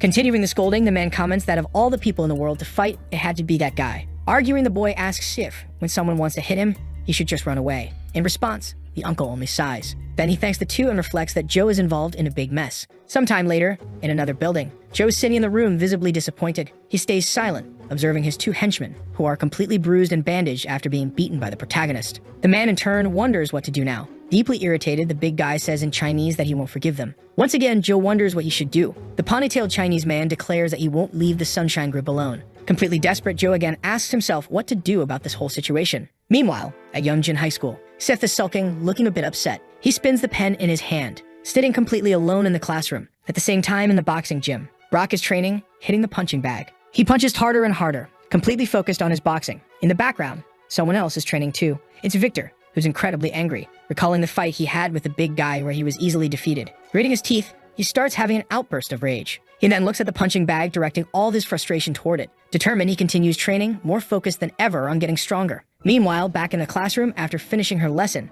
the teacher announces she has some news. She informs the class that they'll have a new student as the students murmur again, and in her mind, the teacher wonders why all the new students end up in her class. Looking toward the door, she says the new student may come in. It's a new girl, and as she walks into the room, everyone is instantly captivated by her. The teacher explains that she's from Japan and that everyone should treat her with respect and kindness. Quickly, all the students, especially the boys, are enchanted by her. Introducing herself, the girl says her name is Akira. Then she looks at the protagonist with a rather suspicious smile. The boy grows very suspicious but says nothing, only observing her in return. Elsewhere, a phone starts ringing. Someone approaches to answer it. It's the leader of Santu Nikai, who, upon answering, asks how it went. The other line responds that the girl successfully entered the school. Happy, the man says to make sure she handles things quietly. He then thinks that if the boy disappears, Korea will be all theirs. Meanwhile, at Youngjin High School, the girl is already seated at her desk and Sophie is just watching. She thinks that Akira is very beautiful and looks like a doll. The new girl is just watching something. Curious, Sophie begins to wonder what she's looking at. Then, tracing her line of sight, she realizes she's staring at the protagonist.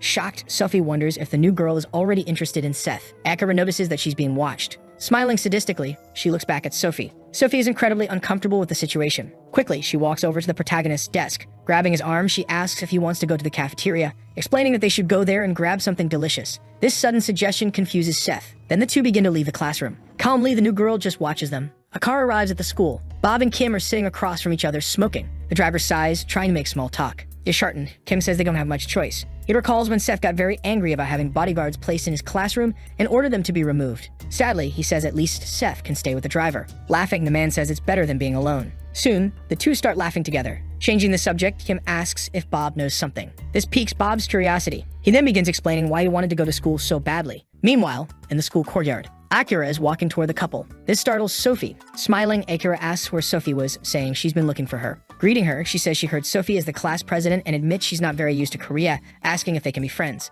Sophie hesitantly agrees. Looking at the boy, Akira asks if he's her boyfriend and Sophie begins to stammer. Being completely direct, Seth says he is indeed her boyfriend. This shocks Sophie. Interested, Akira asks if that's really true. Standing up, the hero tells them to enjoy themselves and says he's leaving. However, suddenly, he stops walking. He looks back at the girl. Akira asks why he's leaving now. Seth responds that he has other things to take care of at the moment. He then starts walking away from them. Blushing and incredibly happy, Sophie thinks about what he said earlier regarding them being a couple. Later that night, at his mother's cafe, she asks what he was doing there since it's been a while since he last visited, and he responds that he was on a school trip. His mother says she already knew that. After a while, he finishes his coffee. Then Seth calls his mother over for a conversation. He mentions that today a transfer student from Japan arrived. Interested, his mother says the girl must be pretty and remarks that it's the first time he's been attracted to a girl, asking him to tell her who he's interested in. Dodging the question, the boy says that's not it. He adds that there's something strange about the girl. Curious, his mother asks what that might be. Reluctantly, the new student begins to reveal that the girl gives off the same vibe as his mother. This leaves the woman both surprised and uncomfortable. The protagonist begins to question if it's just his imagination.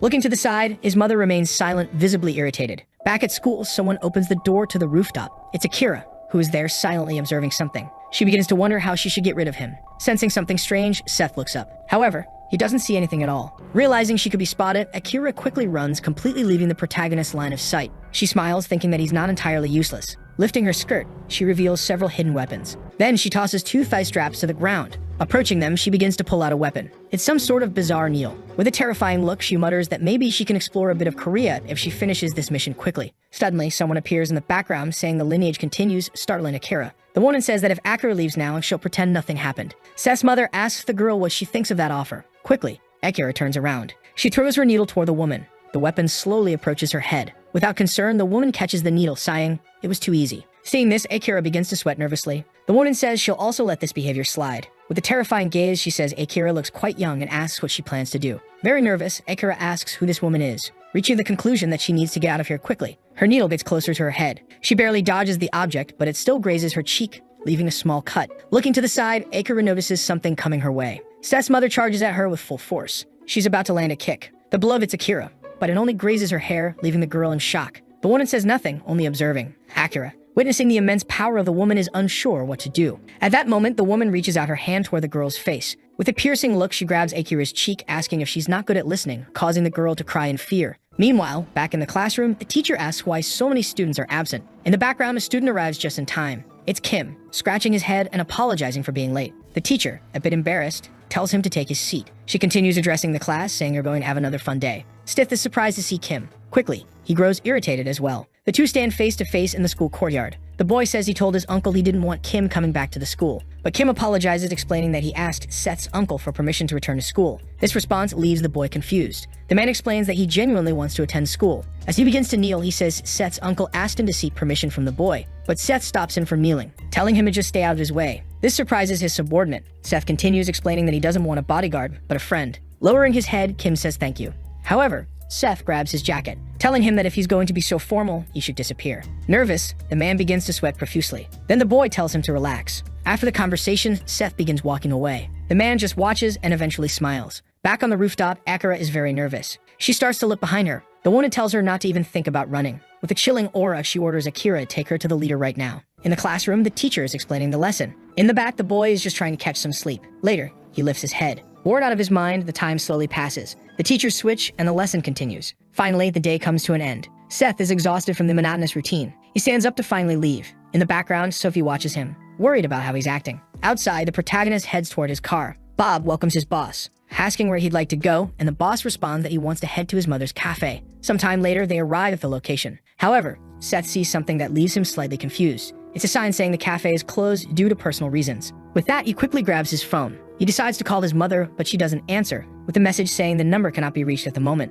The boy thinks something doesn't seem right. Back with the two, Akira is very nervous about the woman's presence. She then takes her to the place where her leader is. The lady tells her to stay here without thinking of escaping, and she simply obeys. Upon arriving, the woman begins to open the door. She sees two men in formal attire. One of them says this area is restricted, and she replies that she's here to see the boss. The bald man then asks which gang she belongs to. Annoyed, she says she can't waste time talking to him. Then she glares at them angrily. Both men are startled by her expression. The bald man begins to reach for something inside his jacket. However, there's no time, as the lady quickly knocks both of them out. They both fall hard to the ground. After the blow, the bald man is badly hurt and irritated. He quickly pulls out a device from his jacket and presses a red button. The lady continues walking to meet the boss. She reaches a room and opens the door. Inside, she sees a man in a fully tattooed kimono, who asks who she is. The lady remains silent. Irritated, the man asks if she's going to answer. In response, he snaps his fingers to call his associates. Several men armed with blades appear. On the other side, there are also several men, but this time with firearms. He questions what a woman is doing alone in a place like this. Reacting to his comment, the lady just sighs. With a murderous aura, she says that anyone who attacks her with those weapons better be prepared to die. Just that response leaves the man completely terrified. The conversation continues, and she reveals who she really is. She tells them to pay close attention because they're after her son. The tattooed man stays silent, listening. Frustrated, the lady starts adjusting her tie, asking if they're ready to begin. Sometime later at the boxing gym, Victor and Brock are training. Both seem tired from the workout. Moving in, the big guy prepares to throw a punch. He tries to land a right hook, the blonde dodges. He readies his counterattack with a left punch. The big guy manages to block it as well. However, quickly the blonde's right arm moves toward his head. He lands a punch on his face, but Brock also manages to hit the blonde's face. It feels like a tie. Victor steps back after the hit. Both stare at each other, wondering what to do next. In the background, someone asks why they haven't gone to school. They both look curiously at the question. It's Seth, saying he missed them. He says it looks fun and asks if he can join. Both look seriously and say nothing. Brock starts taking off his gloves. Then he steps off the ring, drawing the attention of both. Confused, the new student asks if he's not going to fight. The big guy tells him to wait because he's going to beat him up soon. The boy just smiles in response. Then the blonde throws his gloves toward him, asking what he's doing and telling him to put on the gloves and get in the ring. He asks if boxing looks easy, just because he knows how to fight. Upon hearing the provocation, the boy just smiles back. Then he decides to pick up the blue gloves from the floor. Victor begins to explain that they'll do 4 rounds of 3 minutes each, and he'll make sure the boy begs for mercy. With the gloves on, the boy says they should get started. Inside the ring, the protagonist starts trying to dodge the punches. The blonde tries to land a left punch, but Seth dodges it with a smile. Victor prepares for another strike, aiming for a right punch this time. But the newbie dodges again. At this point, the blonde realizes something's coming. Seth tries to land another punch, but the blonde blocks it. In his mind, he wonders what this kid is. After the punch, the boy steps back. They're somewhat distant from each other in the ring. The blonde is starting to get out of breath. He questions why Seth is so strong. Staring at him, the hero remains excited by this. However, Victor begins to get angry, saying boxing isn't the same as a street fight, calling the boy a bastard. He quickly charges forward and the fight continues. Meanwhile, back at the dojo, suddenly a group of men goes flying, breaking through the doors. Seeing this scene, another group starts sweating nervously. She simply defeated several men around her. This left everyone very scared as she seemed to be just an ordinary old lady. One brave man charges at her with his sword. However, he quickly gets punched in the face. He falls hard to the ground, joining the others. A bald man also charges, shouting for her to die. Reflexively, the woman looks back. The bald man is holding a sword, ready to stab her. However, he ends up hitting something else. Shocked, he realizes he struck his companion instead. The lady had used one of the fallen henchmen as a human shield. Furious, she gets ready to punch again, but the woman's hand approaches his face. Without mercy, she strikes both of his eyes. With great force, she begins to push them, throwing the bald man to the ground as well. Without hesitation, she glares at everyone around her with a murderous aura. After that, she begins to stand up. Nervous, everyone starts to watch her carefully. Behind her, a man with a gun tells her not to move. Another one then starts to shout. He rushes at the woman with a blade. He tries to land a direct hit on her, but the woman dodges by ducking down. Quickly, she sweeps the man's legs, throwing him upward. In that moment, she notices the knife one of them used earlier. She kicks it. The knife is launched towards the man with the gun. With great force, it strikes him straight in the chest, piercing him. Meanwhile, the lady has already taken down another one. With one hand, she grabs his sword, delivering the fatal blow to another opponent, or defeating them with just one sword strike. She is now covered in blood, but still doesn't say a word. Looking down at the body of the man she just defeated. After all this humiliation, she finally speaks. Just by opening her mouth, everyone around her becomes terrified. With a murderous aura, she says she will slit the throat of anyone who tries to stop her. Elsewhere, two men are talking. The blonde man questions why they aren't having a drink. In response, the other says the ambassador has no reason to drink with a prosecutor. However, the man says they've been friends since university, and that good friends can share a drink. But the other tells him not to say nonsense and asks what the real reason for the visit is. Then he asks if Sophie hasn't told him. He explains that it's about his school as he placed his brother in charge, and the thieves took it from him. However, the man responds that there's nothing illegal about that. Irritated, the blonde man asks if he's saying they should leave things as they are. However, his friend asks what he wants. In a fit of rage, the blonde man says he wants everyone to know who they mess with. The prosecutor responds that there's nothing illegal about the Sunshine Company,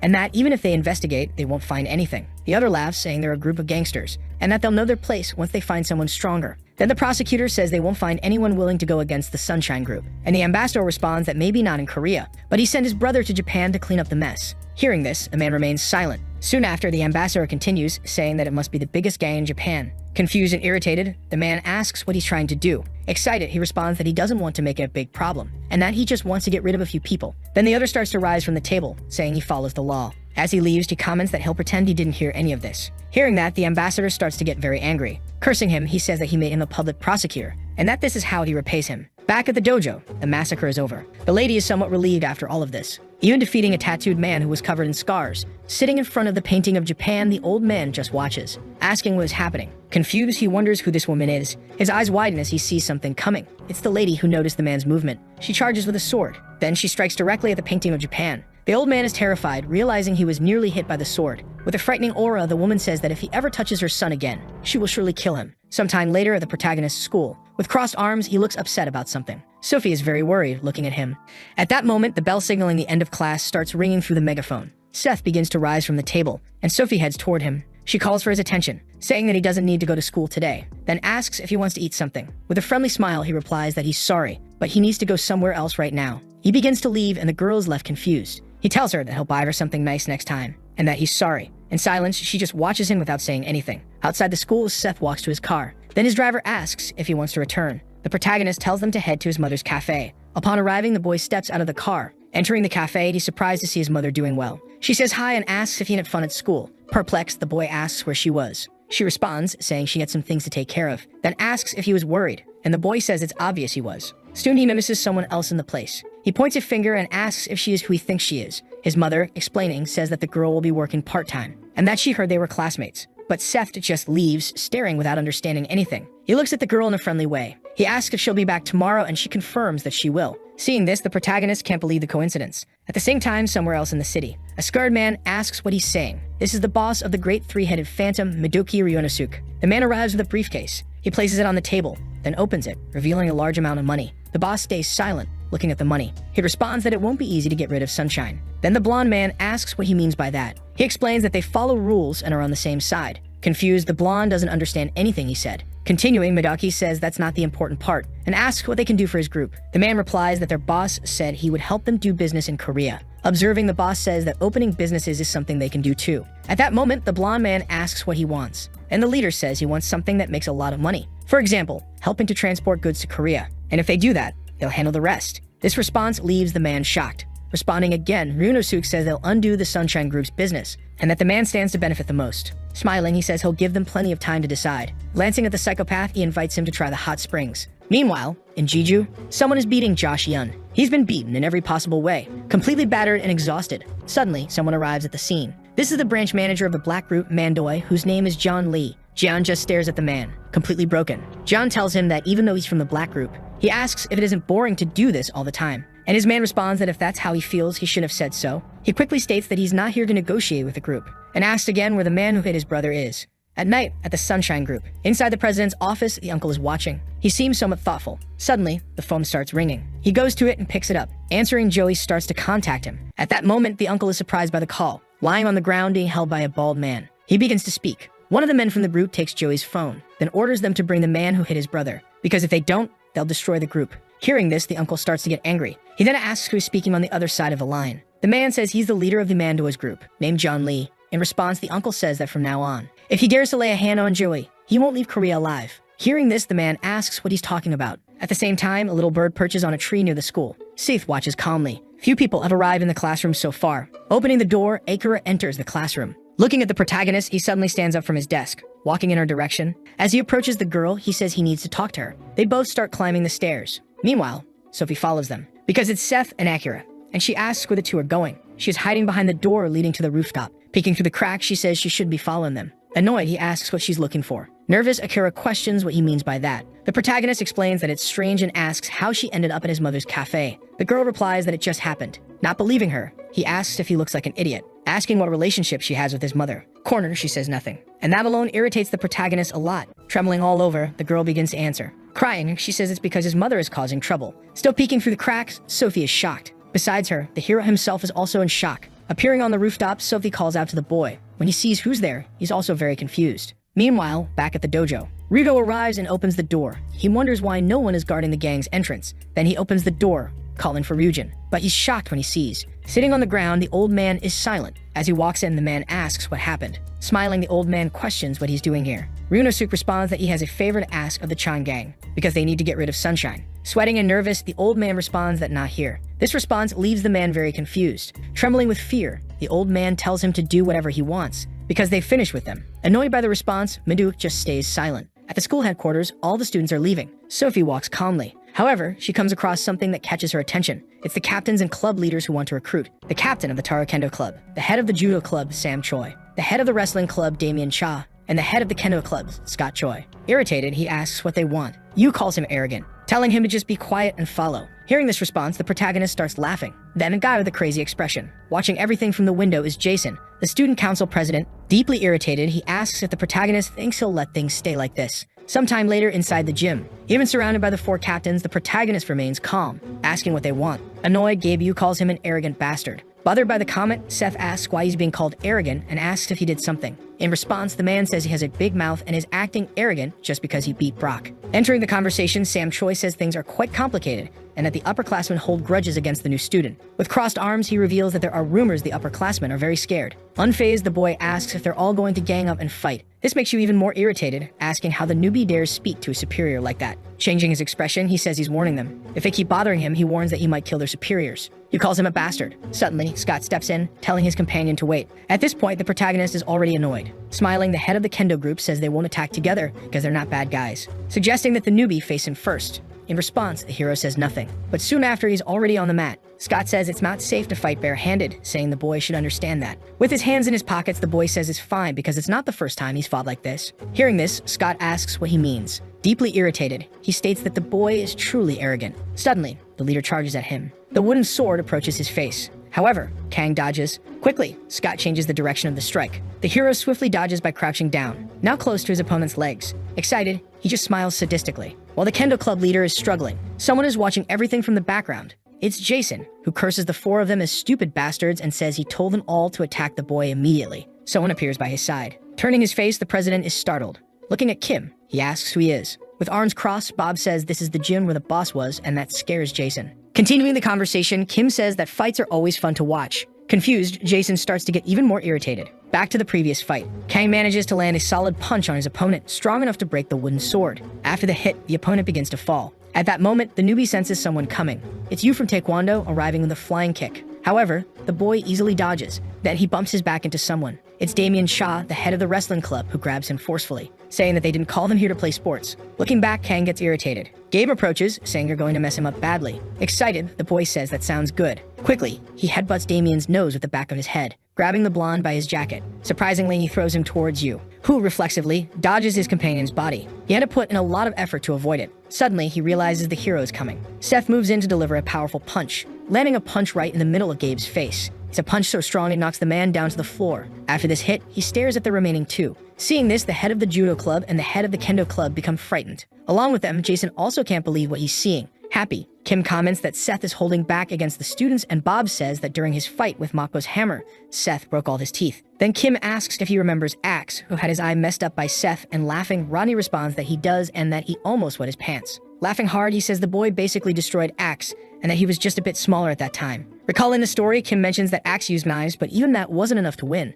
Bob says he would have had to choose the right weapon, which surprises his colleague. While listening to everything, Kim begins to sweat. The student council president has a defeated expression on his face. Gabe Yu has been completely defeated. Seth looks down at his opponent. As he stares at him, he smiles like a madman. But he quickly changes his expression and looks to the side, glaring at the judo club head, who, after seeing all this, is extremely nervous and terrified. Trembling, he says he didn't want to fight the boy, but the newbie tells him to come attack already. Suddenly, he starts to sigh. With a terrifying aura, he warns them to leave him alone from now on. Then he turns to leave. However, someone calls his name and he stops. Turning around, wanting to know who it is, it's Kim waving for his boss, while the driver Bob looks concerned. Reacting to this, Jason gets nervous. Frightened, Rodney calls his partner a crazy bastard. Confident, he replies that he's just a classmate. They keep calling out to him. Kim thinks the president sent those guys and asks what they should do now. Instantly, the hero glares and remains silent. Avoiding eye contact, Jason gets even more nervous. Quickly, Seth responds that they should just leave him, as he's just an idiot. Patting the president on the shoulder, Kim says he's lucky because his boss is giving him an opportunity. Rodney assumes that Jason doesn't have the courage to fight against his boss.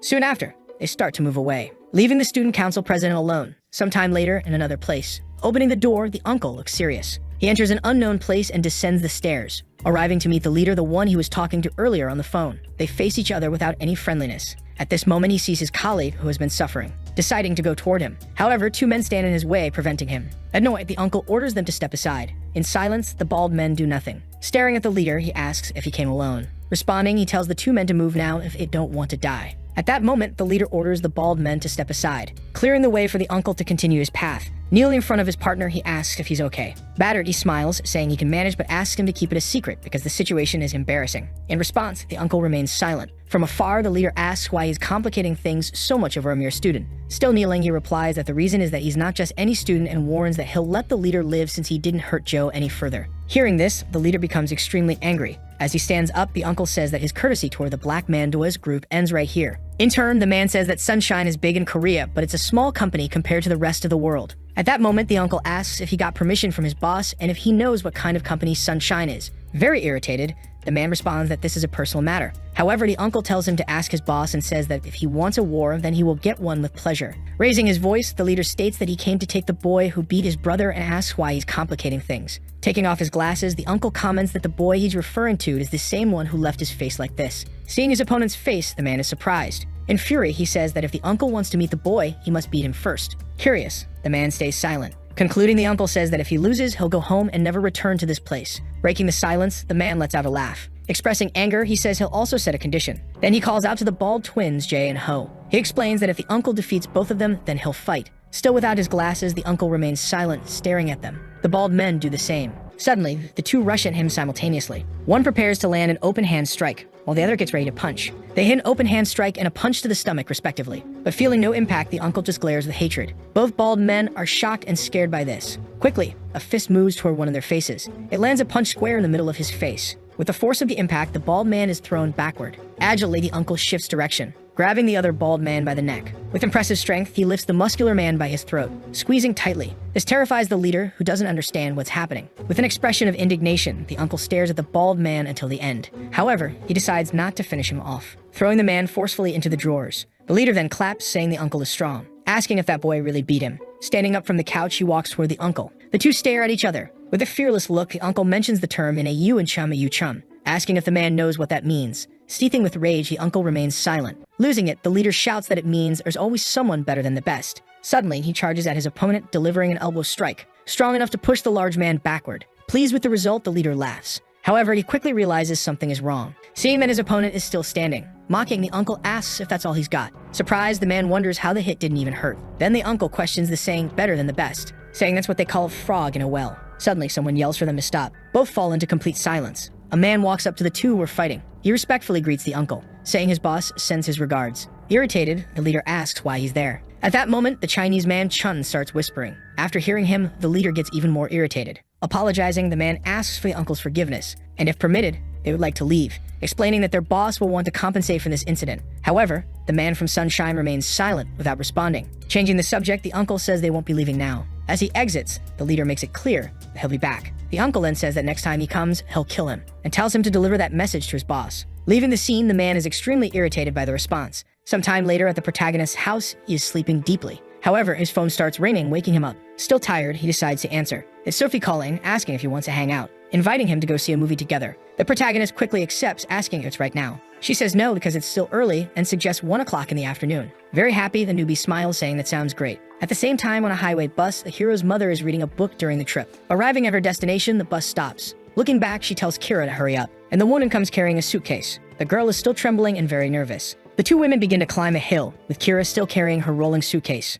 Then she sees a snake and gets very scared. The old woman sighs, clearly exhausted. They continue walking through this kind of forest. However, they start to see something. After finishing their climb, they come across a dojo. Kira is exhausted from carrying her suitcase throughout the entire walk. Upon arriving at the place, the older woman begins to open the door. An old man is sitting and looks surprised. Bowing, she addresses him as master, and he asks what brings her here now. Peeking around, the girl asks who this old man is. However, as she looks to the side, she notices that the driver Bob is also there, spying. Surprised, the old woman looks at him, commenting that he's grown a lot and calls him little brother. This leaves the man a bit confused. Then she turns to the girl, grabbing her attention as well, telling her to wait there and do nothing. Nervous, Kira quickly agrees. Back to the protagonist, he arrives at the cinema for his date. Embarrassed, he asks her if he made her wait too long. But Sophie assures him that he didn't and asks if he slept well. Changing the subject, the hero asks his friend if there's something she wants to watch. The two start looking at the posters. Sometime later, Seth is holding posters for a movie called Witch. Meanwhile, Sophie has posters for a movie about a kitten. Showing each other their choices, they both remain silent. Excited, the girl mentions that they haven't watched something like this last time,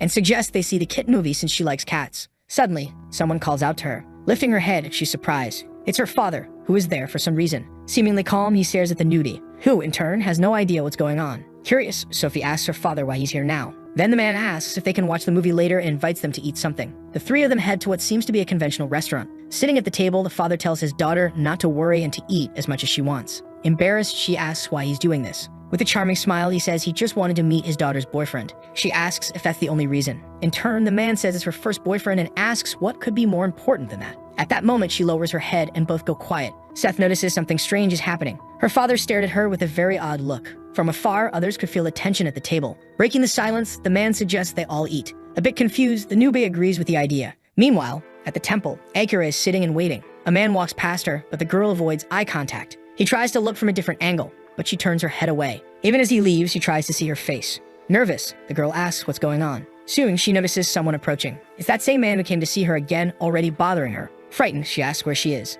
At the same time, inside the temple, the old man says the girl outside has killed many. Then the woman says she has healing powers as well. Surprised, the man asks if that's true, and the lady says she was hoping to leave the girl in his care for a while. Annoyed, the man responds that he had a purpose. Arguing, she says that everyone has the right to protect the power they were born with. Mocking, the man says the one who said that is the same person who gave up being hair for a man. Hearing this, she remains silent. Bowing, she apologizes. Stroking his beard, he explains that she's the best in training in every way, and that no one is better than her, so she should take care of it. At this, the woman asks if he intends to send his student away from the temple. However, he questions how he could keep him in the mountains. Again, the protagonist's mother says nothing. Staring at her, he says she can go and he will watch over the girl for a few days. Receiving his positive response, she begins to rise. Thanking him, she bows to her master. Back to the meeting between the future son-in-law and father-in-law, both remain quiet at the table. Irritated, the newbie says if he has something to say, he should just say it already, mentioning that he didn't send Sophie away for nothing. In response, the father says that the boy knows what he does. This leaves the boy completely confused. Smiling, the father explains that what he does isn't that important. Getting irritated again, he makes it clear that the protagonist's identity is far more important. Sophie stays completely silent after the comment. Continuing, the father says he heard that Seth is the heir to the Sunshine Group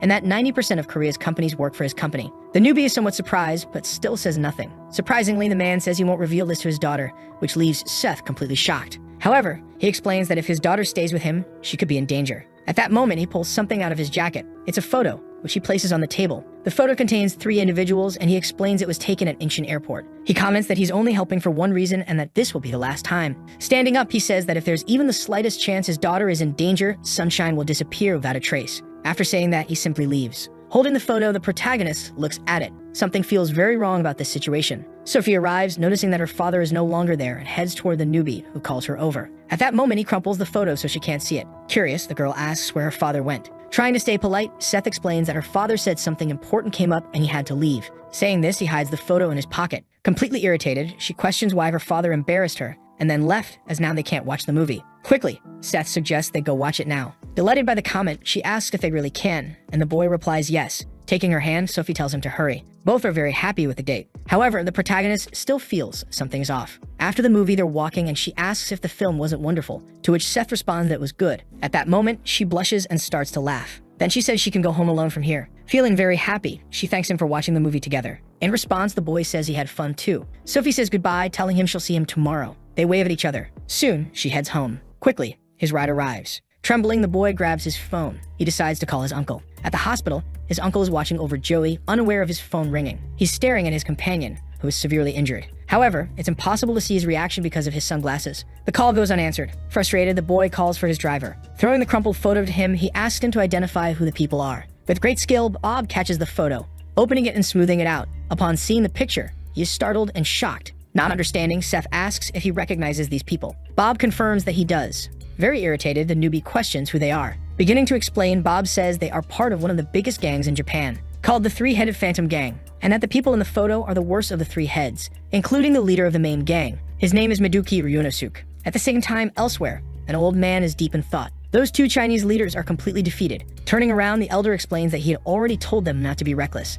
This is the head of the Black Group, part of the Mandu gang. His name is Mung Lei. This leader is, in fact, his son. He explains that his brother was humiliated. Retorting, Mung Lai says that this stupid incident isn't enough for him to attack Sunshine. Confused, his son asks if this is just a stupid incident. Suddenly, his father yells, calling him an idiot, which leaves him completely startled. He asks if he doesn't know why the gang has left Korea alone all this time. Perplexed, the man asks if the Sunshine Group is really that big. His father then explains that the Sunshine Group isn't the real problem. The problem is that she is there. Returning to the past, he begins to explain. He is gathered around many people. As he stares at another man, likely his opponent, suddenly, someone appears atop a shipping container. Looking up, the man becomes very nervous. Then a woman arrives along with his opponent on a night with a full moon. She has a very strong presence along with a dangerous look. Just remembering this makes the old man tremble nervously as he runs his hand over a scar, which was likely caused by her. After that, he begins pacing around the room, placing a hand on his son's shoulder, who was previously irritated. With a serious look, Mum Lai suggests that his son avoid stepping foot in Korea for now. This suggestion leaves his son very confused. After that, Mum Lai begins to leave the room.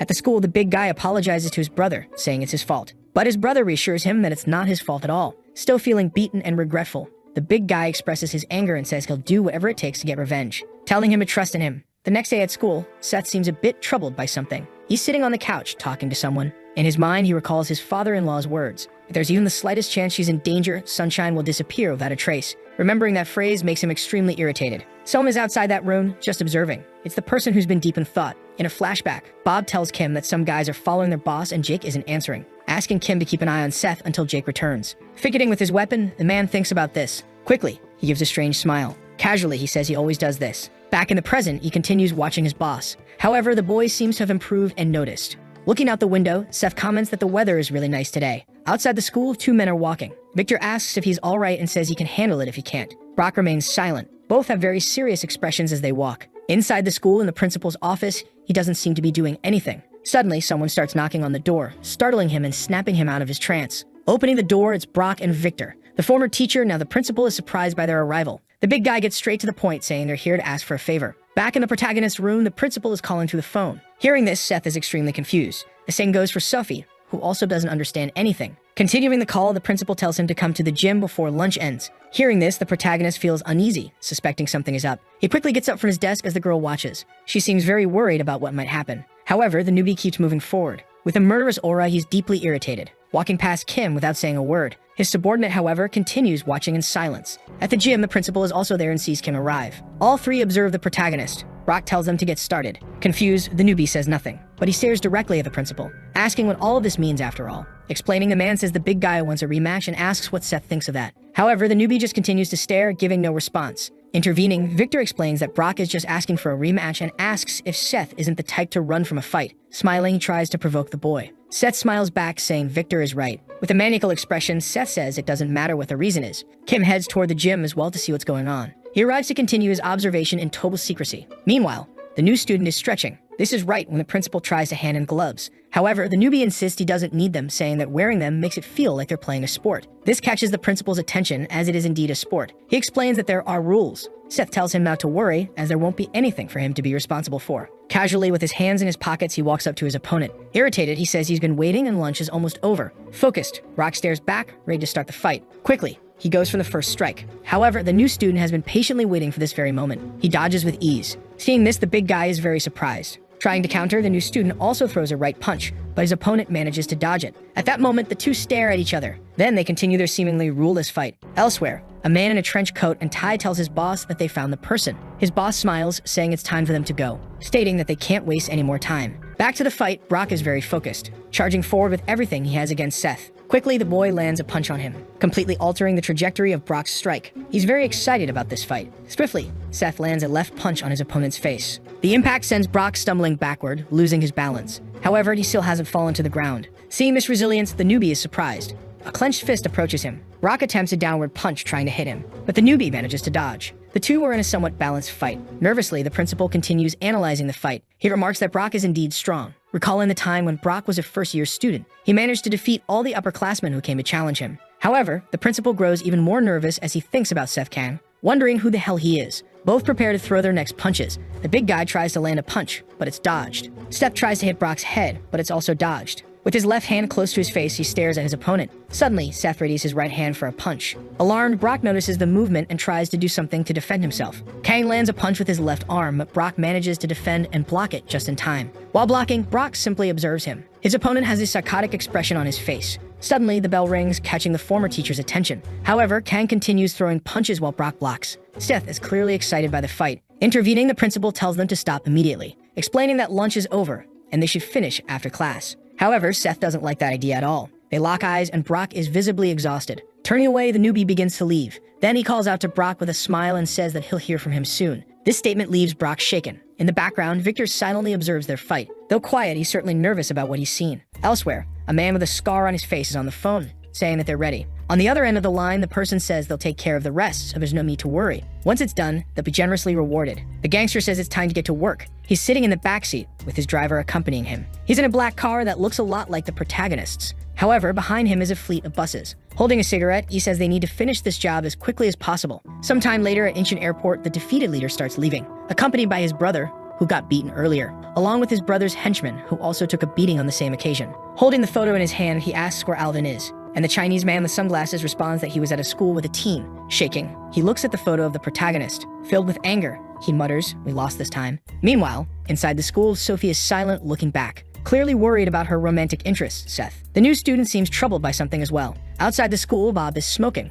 This time he's alone. Suddenly, he notices something strange happening. A car, along with a group of buses, arrives in front of the school. However, they pass right by the place. Seeing this, the driver is confused, wondering what's going on. These men park the buses and cars somewhere a bit nearby. Soon, they exit the vehicles and begin to run. Judging by the number of buses, it seems like a lot of people. Still smoking, Bob silently observes. The henchmen begin to gather to carry out their mission. Their leader then steps out of the car wearing a genuinely happy expression. Seeing this, the driver becomes instantly suspicious. Throwing his cigarette to the ground, Bob approaches and the man notices his presence. Confused, the bald man asks who he is, but Ronnie remains silent. He stands face to face with the bald man along with many other henchmen behind him. Opening his mouth, Ronnie says, "Open up." Perplexed, the man asks what he's talking about. Quickly, the driver moves closer, grabbing the henchman by the shoulder. With a serene and calm expression, he begins pulling the man by his jacket, attempting to slam his head into the fence. The henchman begins to get nervous. Suddenly, Bob pulls something out of his pocket. It seems to be that odd weapon. Instantly, he readies his weapon for the fight. With his demeanor completely changing, he stares down the bald man. With great courage, he decides to leap forward, aiming to clear the fence entirely. While in midair, he ends up hitting his foot on the fence. Realizing this, he becomes anxious, falling headfirst onto the ground. The henchman ends up sprawled in the same way as the man. As he gets up, he complains about the pain and grabs his phone. Kim hears the sound of a notification. Kim grabs his phone to check the message. When he sees the screen, he's very surprised. It's a message from his boss's driver, informing him that they've arrived. Surprisingly, Kim stands up abruptly, making noise. Nervous, the teacher doesn't understand what's happening. With a calm and seductive smile, Kim explains that he needs to go to the bathroom. In the background, the teacher says it's fine. Irritated, he keeps walking without saying another word. Stiff, not Nave, begins to suspect something. At the same time, in the school gym, Victor tells Brock that he's going to lose. However, the big guy remains silent, not responding. Continuing, the blonde tells him to step down this time and that he can train more with him. Hearing this, Brock gets very irritated. Saying no, he insists he hasn't tried everything yet, which confuses his colleague. Continuing his explanation, Brock says his specialty is wrestling, and concludes that from now on, he'll fight his way. Out of nowhere, someone kicks the door down. Both are surprised and frightened by the scene. The man who broke the door walks into the gym, carrying a baseball bat, accompanied by several other henchmen. Thinking about it, Brock and Victor just watch angrily. The man gets their attention. Showing them a photo of Seth with Sophie, he asks if this boy is here. The man next to him says that obviously Seth isn't here and suggests they search elsewhere, and offers a reward of 10,000 for whoever finds him. The man agrees and they start to leave. However, one of the students calls out. Turning around, the man asks what they want. Brock asks why they're looking for that boy. Confused, the man with the Vegeta-like hairstyle doesn't understand the question either. Looking to pick a fight, Victor and Brock move toward the men. The henchmen are searching all over the school for the newbie. Many of them are gathering on the first floor. They begin splitting into smaller groups to make the search more efficient. One of the groups starts heading toward a staircase. However, someone shows up to block their path. It's Kim, the now loyal subordinate and friend. Annoyed, he asks what the three-headed phantom gang is doing here. One of the bald men asks who he is. Without hesitation, he replies that he's from Sunshine. Suddenly, Kim leaps into the air. Clearing all the steps in one bound, he lands in front of the henchmen. They're standing very close to each other. Kim comments that he could get expelled from school for this. Quickly, he stabs one of the bald men in the stomach with a knife. Then he gets ready to strike again. Without any mercy, he lands multiple stabs with his weapon. After all the strikes, several men fall to the ground. A flood of blood follows, terrifying those nearby. Kim declares that thanks to them, he'll be expelled from school. In the classroom, the teacher is explaining how to properly translate sentences. Seth is sitting with his eyes closed, listening to side conversations. Sensing that something's wrong, he becomes restless. In the principal's office, the man is slacking off once again. Suddenly, someone kicks the door wide open, startling the man. With a smile on his face, the mobster asks if he's the new principal. Walking into the room with his entire gang, he says it's a pleasure to meet him. In shock, the principal stands up, asking who they are. Taking charge of the situation, one of the henchmen steps forward. Quickly, he appears behind the principal as if he teleported. With one hand, he forces the principal back into his chair. Nervous, the former teacher simply stares, not understanding what's going on. However, the mobster pulls a photo from his pocket to explain everything, demanding that the principal bring this boy immediately. It's a photo of Seth Kang. Confused, the principal repeats the new student's name. The mobster confirms it's him, ordering that they bring him or else he'll die. The principal responds by saying he'll call the police. His trembling hand reaches for the landline phone. Stalking nonchalantly, the mobster asks if the principal knows what will happen if he does that. At the same time, in the Youngjin Jin School boxing gym, Brock asks again why they're looking for the boy. The man with the Vegeta-like hairstyle seems to have heard nothing. The two students remain silent. Suddenly, the man charges forward with the baseball bat, cursing. Without hesitation, Brock lands a punch right in the crazy man's face. Instantly, the man is knocked off balance. Without a second thought, Brock finishes him off with another punch to the face. Seeing this, the other henchmen are in shock. Even Victor is surprised by the strength of Brock's punch. Without fear, the big guy glares at everyone. The henchmen, armed with knives, rush toward the high schooler. Frustrated, Brock yells at them. He grabs one of their faces, squeezing it. Then he starts pummeling everyone around him. Seeing this, Victor gets nervous. He also joins the fight, saying he hates being dragged into this kind of mess. Soon, the two of them start beating down the thugs together like a duo. Back to Kim, who just defeated a lot of henchmen. The remaining ones are getting very irritated. They rush at him, yelling that they're going to kill him. One of them, holding a sword, gets ready to attack. However, Kim dodges easily. He counterattacks, stabbing the man in the neck with his knife. It turns out to be a fatal blow, as the man doesn't get back up. Irritated, Kim wonders when his colleague Rodney will arrive. Outside the school, Rodney, the driver, checks in on the situation. After being attacked by several people, he says they just keep coming. He expresses concern for Kim, but is also worried about Seth, their boss. Suddenly, he starts laughing like a madman, yelling that Kim shouldn't worry about that. Quickly, Rodney charges toward the rest of the henchmen. In the classroom, Seth hears the sounds of the chaos outside. The noise echoes through the room as well. Suspicious, he's eager to find out what's going on. Back to Kim, he prepares to counterattack. One of the men attempts to stab him, but Kim dodges and throws his knife into the man's arm. The thug ends up stuck and hanging from a locker. Moving swiftly, Kim grabs the man's knife. Charging forward, he delivers the final blow to the man's chest. Kim appears slightly fatigued from all the fighting. More henchmen arrive at the scene, and Kim starts to feel the pressure. A camera monitoring the situation catches a thug yelling or cursing. Suddenly, a blonde thug kicks Kim in the face, sending him crashing to the ground with a flying kick. In the classroom, Seth stands up, confusing his teacher. Sophie looks at the protagonist, curious about what's happening. As he heads for the door, he says nothing. Looking at the teacher, he tells her not to let anyone leave the room. With his hands in his pockets, he descends the stairs.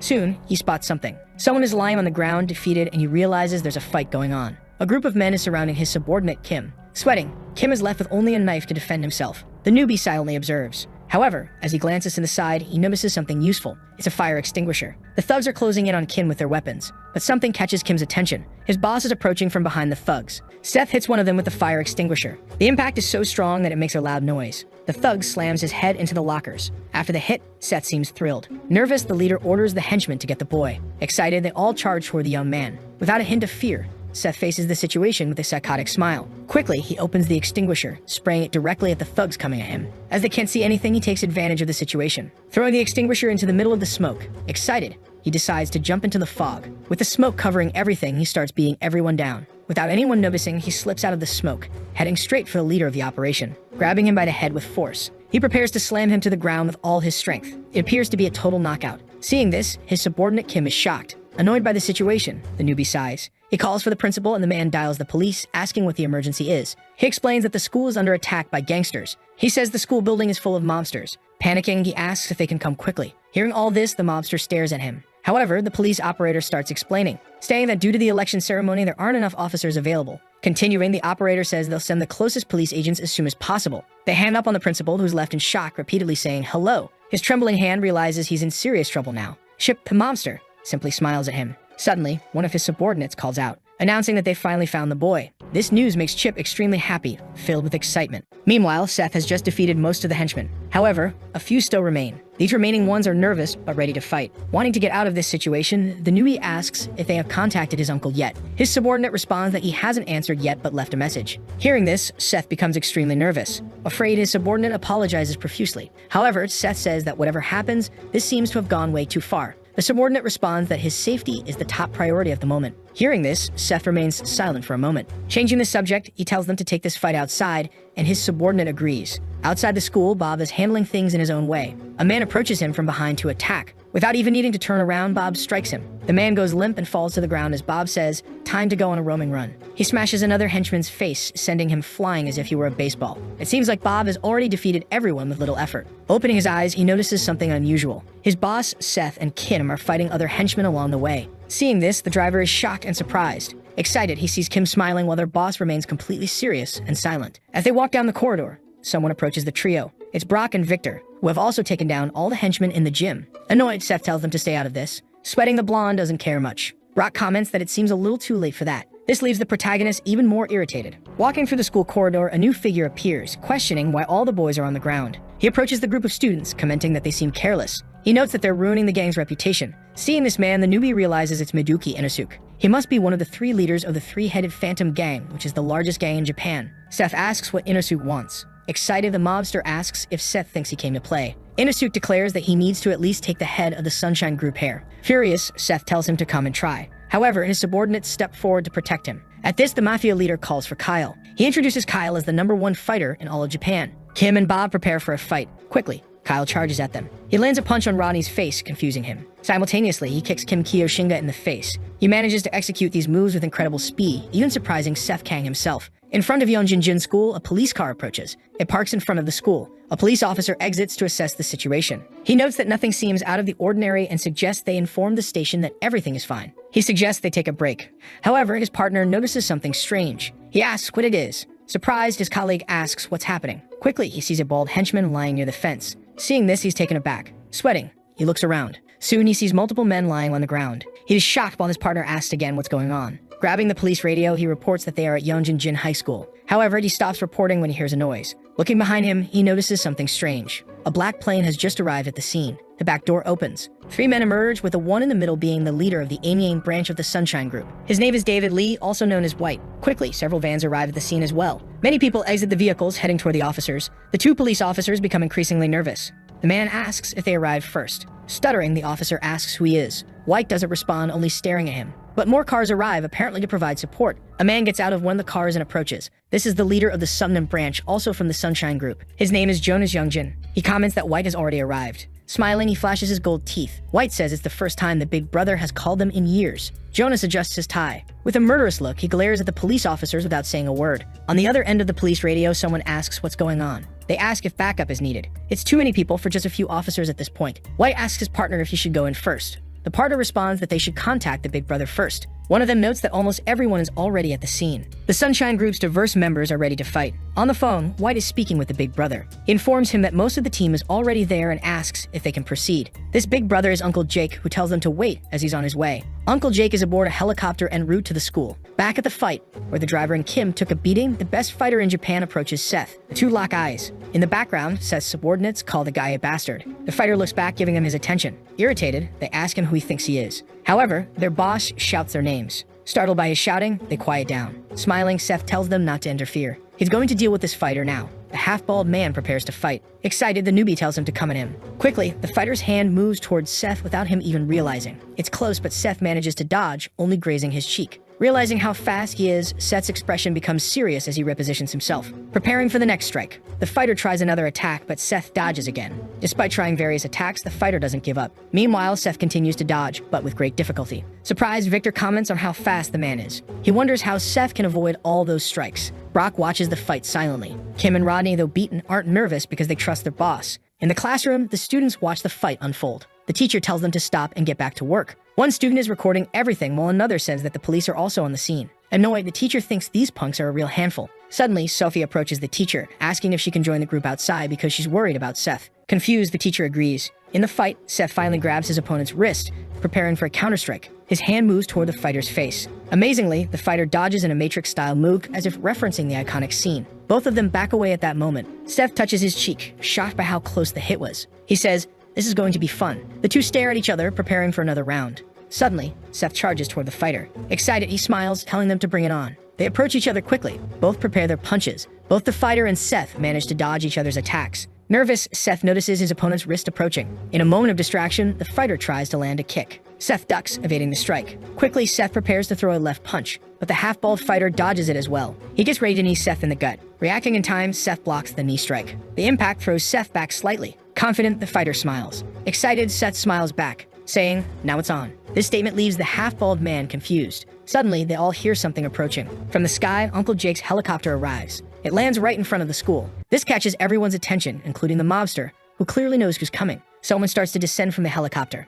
That someone is Uncle Jake, arriving to assist. Several people begin moving as well. The area is now full of Sunshine Group subordinates. In shock, Victor asks what's happening. Uncle Jake steps ahead of the crowd. He bows to Seth, addressing him as Sir. Instantly, everyone present begins bowing as well. In the classroom, the students are confused. They ask what's going on and why everyone is bowing. The two police officers outside are also confused by the whole situation. Nearby, a group of Chinese gang members are on top of a building. But one of the ponytail asks his brother if it was Seth who defeated him. His brother confirms. Then the man asks if he thinks he can win if they fight again. His brother remains silent. Looking at his other partner, the ponytail guy comments that things have gotten a bit more complicated. He asks what they should do now. The man with sunglasses responds that there are too many Korean police officers around. He suggests they retreat for today as well. Smiling, he says he wants to see how everything turns out first, because it's gotten interesting. A voice suddenly interrupts, asking if it's really as fun as he says. Instantly, the three men turn around to see who it is. To their shock, it's Seth's mother standing in the middle of them. The man is stunned, realizing he hadn't noticed the woman's presence at all. With a terrifying aura, Seth's mother stares back at the mafia leader.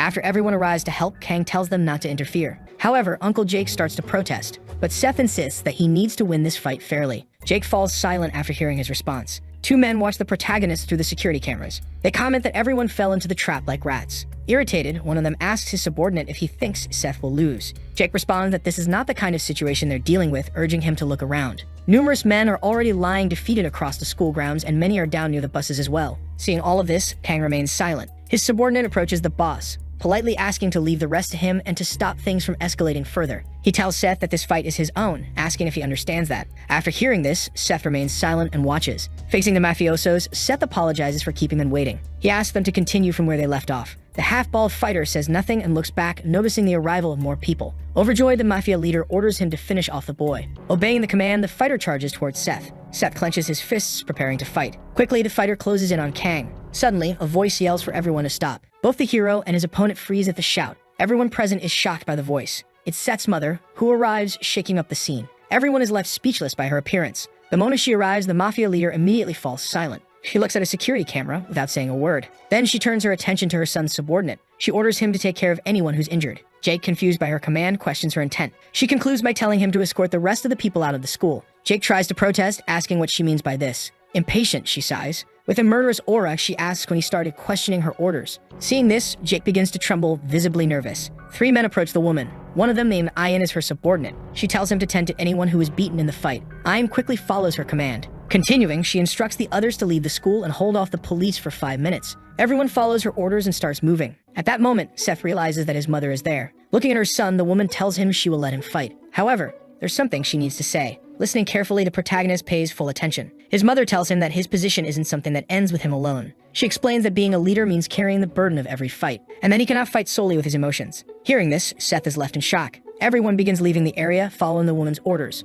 As the half-bald fighter passes by her, she sternly says that Jacker hasn't caused any harm to her son, and for now, she'll let him go. Terrified, the man doesn't understand what she means. Suddenly, the mafia leader and his henchmen approached, demanding to know who she thinks she is. He yells that he won't let some random person interfere in their business. He insults her. Knowing the man's full name, she gives him 2 options. The first is to gather all his people, get on the bus, and leave in silence. Hearing the first option, he immediately starts cursing at her. Without hesitation, she slices a part of his neck, while stepping on his henchmen with extreme ease. Seeing this, the man is in complete shock. The woman warns that if they interrupt her again, she will kill him. She asks if he understood. Everyone is stunned and frightened by her words. The mafia leader is deeply irritated but stays silent, clearly afraid. After this, she begins explaining the second option, which is that the half-bald fighter and Seth will fight. Hearing this, Seth is surprised. Trembling, the mafia leader doesn't understand what she means. She continues, stating that whoever wins gets whatever they want, or rather, whatever the people watching through the cameras want. Glancing at the cameras, the mafia leader realizes she noticed them. Nervous, he says they have nothing to lose from this. Smiling, the woman tells him not to worry.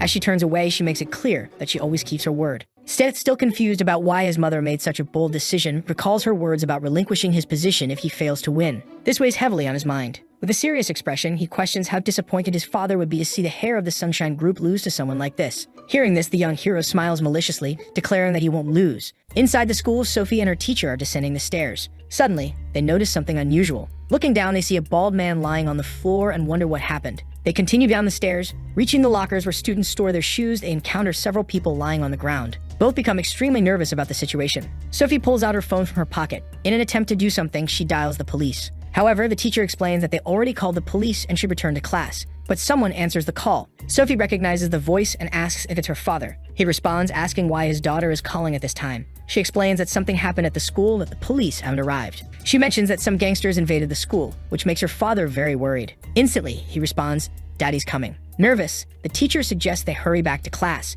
At that moment, several people enter the school. Sophie notices the arrival of some men. One of them, who belongs to the Sunshine Group, notices her as well. They approach the 2 girls. Frightened, the teacher asks who he is. Confused, the man doesn't respond. He kneels near a body and checks for a pulse. Suddenly, he opens his jacket, revealing several medical tools stored inside. Taking out a scalpel, he says the person is still breathing. Nervous, Sophie can only think about her boss, Seth. Meanwhile, outside the school, the Sunshine Group's subordinates are securing the perimeter. Kang and his opponent stand face to face. All of their fellow fighters watch intently. From a distance, the mafia leader yells Kaio's name, startling the half-bald man, who turns around. The leader orders him to destroy the boy. Kaio begins pulling something from his jacket pocket. It's a dagger, which he clearly intends to use in the fight. Seeing his opponent armed with a blade, Seth becomes furious. This also catches the attention of his mother, but she remains silent, merely watching. Kaio starts twirling the dagger in his hand. With a maniacal grin, he suggests they begin. Bob arrives at the scene, eager to speak with his boss. Handing over his strange weapon, Seth looks extremely excited. But Seth yells that he won't need that kind of thing. On the rooftop, the Chinese gang member asks his brother what they should do. The brother responds that for today, they don't stand a chance of doing anything. Watching the fight below, they both think about the Sunshine Group's power. Both fighters, Seth and Kaio, are ready and excited. They prepare for a direct clash. Seth is unarmed, while his opponent wields a dagger. Sometime later, at the school's assembly, the principal is addressing the entire student body. He welcomes the new students to the Yongjin Public Athletic School. Continuing his speech, he expresses hope that they can transition smoothly during their time at the school. Inside the school, students are chatting with one another. One of them is looking at something on his phone. Calling his friends over, he asks if they've seen this. One of them asks what he's talking about. The boy replies that it's the legendary school video. The video shows the fight between the protagonist and the half-bald man. In the video, Seth is landing a punch on his opponent's face, but at the same time, he's also getting slashed by the dagger. As they watch the fight, one student says it's fake, thinking Seth must be acting. Another student argues that it's 100% real, calling the first one an idiot. Quickly, more students join in, debating if it's 200 against 1, revealing a time skip. One of the students mentions that 2 years ago, Seth was the school's boss and took on the Japanese gang. Another student is skeptical, but the boy holding the phone yells that it's real. Suddenly, someone enters the classroom. Everyone turns to look at the person who opened the door. Introducing himself, the bald man says his name is J.K. Lee. He used to be the head of the school and says that donkey vloggers shouldn't believe in fake videos. However, someone else approaches. It's a man asking if Lee can step aside. Irritated, the bald man asks, "What did you just say?" The boy repeats his request, calmly asking the bald man to step aside. With a short temper, the bald man threatens, "You really want to die today, huh?" However, the boy remains silent. Another person arrives at the scene. It's a girl with short hair looking strikingly similar to Sophie but with subtle differences. She orders the bald man to leave immediately. Both the boy and the bald man are taken aback by the girl's presence. Frustrated, the bald man starts cursing, asking who she thinks she is to be giving orders. He prepares to strike. Quickly, she grabs her weapon while her companion gets ready to fight as well. She hits the bald man on the shoulder with her weapon, while her companion closes in and delivers a punch to his face. Together, they execute a perfect combo, leaving the bully stunned and terrified. Meanwhile, one of the students is still watching the video from 2 years ago. In the video, Kim also makes an appearance. He had helped the protagonist back then as well. It's clear from the footage how much Kim has changed during this time skip. His appearance has altered significantly, with his hair now cut short. Judging by the number on his uniform, it appears he's been in prison. However, today is the day of his release. Feeling relieved to finally be free, he notices a car waiting for him. It's his colleague Bob, the driver, smiling warmly. Bob calls him a bastard and gestures for him to come over. Kim walks toward the car, ready to leave. As the back door opens, Kim is shocked to see who's inside. It's the protagonist, now much older. Bowing respectfully, Kim's subordinate says, "The boss really came." Smiling, the protagonist replies that he came to pick up his precious friend and thanks him for everything he has done. Kim brushes it off, saying it was nothing, and thanks the boss in return. The protagonist asks if Kim still wants to go to school. Back at Youngjin's school. Walking toward the school, the protagonist comments, "So, this is the place." He heads inside, remarking that the school seems fun. Meanwhile, in a distant location, a small bird flies through the forest, heading toward a dojo on the mountain. Inside the dojo, an old man kneels, holding some balls in his hands. Suddenly, he calls for Jin, who is sleeping while sitting upright. Hearing his name shouted repeatedly, Jin wakes up. The old man, already on his fourth yell, finally gets Jin's attention. Jin moves toward the elderly man, waiting for instructions. However, within seconds, Jin falls asleep while standing. At that moment, the sensei gets up and smacks Jin on the head with a wooden stick, calling him a brat. Reeling from the blow, Jin asks why the old man hit him. The elder responds, "Because I'm hungry." He continues calling Jin a brat and tries to hit him again. Confused, Jin doesn't understand why he's being punished, as he already finished chopping wood and filled the water buckets. Crossing his arms, Jin asks why he's being scolded when all of his chores are done. The old man falls silent but glares at him with a menacing look. Turning his back, the sensei tells Jin to pack his things. Shocked, Jin asks what he means. The old man reiterates that he should pack his things immediately. Still confused, Jin asks if he's being expelled. The sensei responds with another question, asking when Jin finished middle school. Counting on his fingers, Jin estimates it was about 2 years ago. The sensei says that Jin should at least try to finish high school. This revelation leaves Jin completely stunned. He asks for clarification, and the sensei explains that not only should Jin take the exam to skip ahead in high school, but he should also attend school. Jin, now speechless, remains silent. Sometime later, Jin heads to the city. He's amazed by the architecture of the place. Humming a tune as he skips along, he makes his way toward his new school. Soon he's impressed by the sight of it. Entering, he notices posters for the National Boxing Championship featuring Victor, and also posters for the American Martial Arts League from the Chen Group. Walking through the corridors, he heads toward classroom number 5. Inside, a man is writing on the blackboard, introducing himself as the new teacher. "My name is George Wu, and it's a pleasure to meet you all." He continues, explaining that, as many know, the school has now become an athletic school. He's heard that there are a few aspiring athletes in the class. Asking those students to raise their hands, the 3 main students in the class do so. George acknowledges that sports are important but reminds them that they still need to focus on their studies. Just then, the boy from earlier appears at the door, curious about what's happening. The teacher looks at the new student and asks, "Who are you?" Embarrassed, the boy explains that he believes this is his class. Surprised, the teacher realizes it's the transfer student's first day. The boy then explains that as a transfer student, this is his first time attending school. He recalls his old man telling him that he should greet his teachers properly, and thus, it doesn't feel like just another school day for him. George, the teacher, walks toward him, stating that they need to check things thoroughly. He asks the boy to take his seat in the empty chair. Happily, the boy complies. As he looks around the classroom, he's a little surprised by everything. Introducing himself, he says his name is Jin and that this is his first time attending school. The class is shocked by this information, asking if it's really his first time. He confirms, explaining that he graduated by passing the exam to skip middle school. Hearing this, the students grow curious, while Jin smiles. He holds a piece of paper with something written on it. Glancing around to ensure he's in the right place, he heads toward a 2-story house. Confident that this is the right location, he rings the doorbell. The intercom grants him access. The door opens and he steps inside, spotting a woman. It's the protagonist's mother, who smiles and says, "You've arrived." The man is overjoyed to see his sister. She jokes that after all, he didn't get lost. With his arms crossed, he retorts that while he may have come from the forest,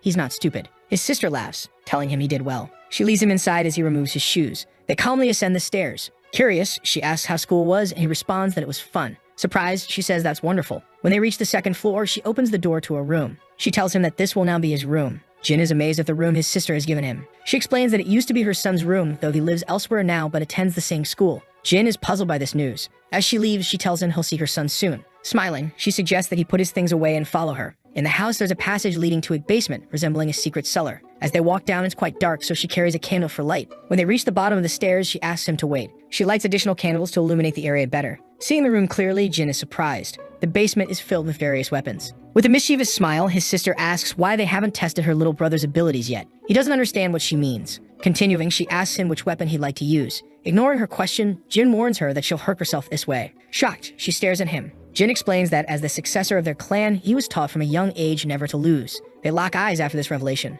She responds with a laugh, saying that it looks like she won't be going easy on him. Meanwhile, back at school in a study room, the students are gathered around a large table. One student is missing. His close friend, Sophie Kim, who is now the student council president, is worried, feeling his absence. She explains to the gathered club leaders that she's called them together for one reason. Mike Ham, the new captain of the Taekwondo club, says he's exhausted from training and suggests speeding things up. Paul Kwok, now the captain of the judo club, agrees, adding that the boxing and martial arts club captains aren't present either because they're busy with competitions. After these statements, a heavy silence fills the room. Nervous, Sophie doesn't say a word. Suddenly, the door opens. It's Victor Chu, now the president of the boxing club and the reigning IBF Asian champion. He walks toward the meeting table, drenched in sweat from what appears to be a training session. Apologizing for being late, he smiles. Sophie smiles back, saying it's fine and that the meeting has just started. Victor pulls up a chair to sit down. However, Sophie quickly asks what happened to Brock. Victor explains that Brock has a competition next week, so he's been training for it. Surprised, Sophie asks if it's a new competition. Victor confirms and then asks why they're having this meeting now.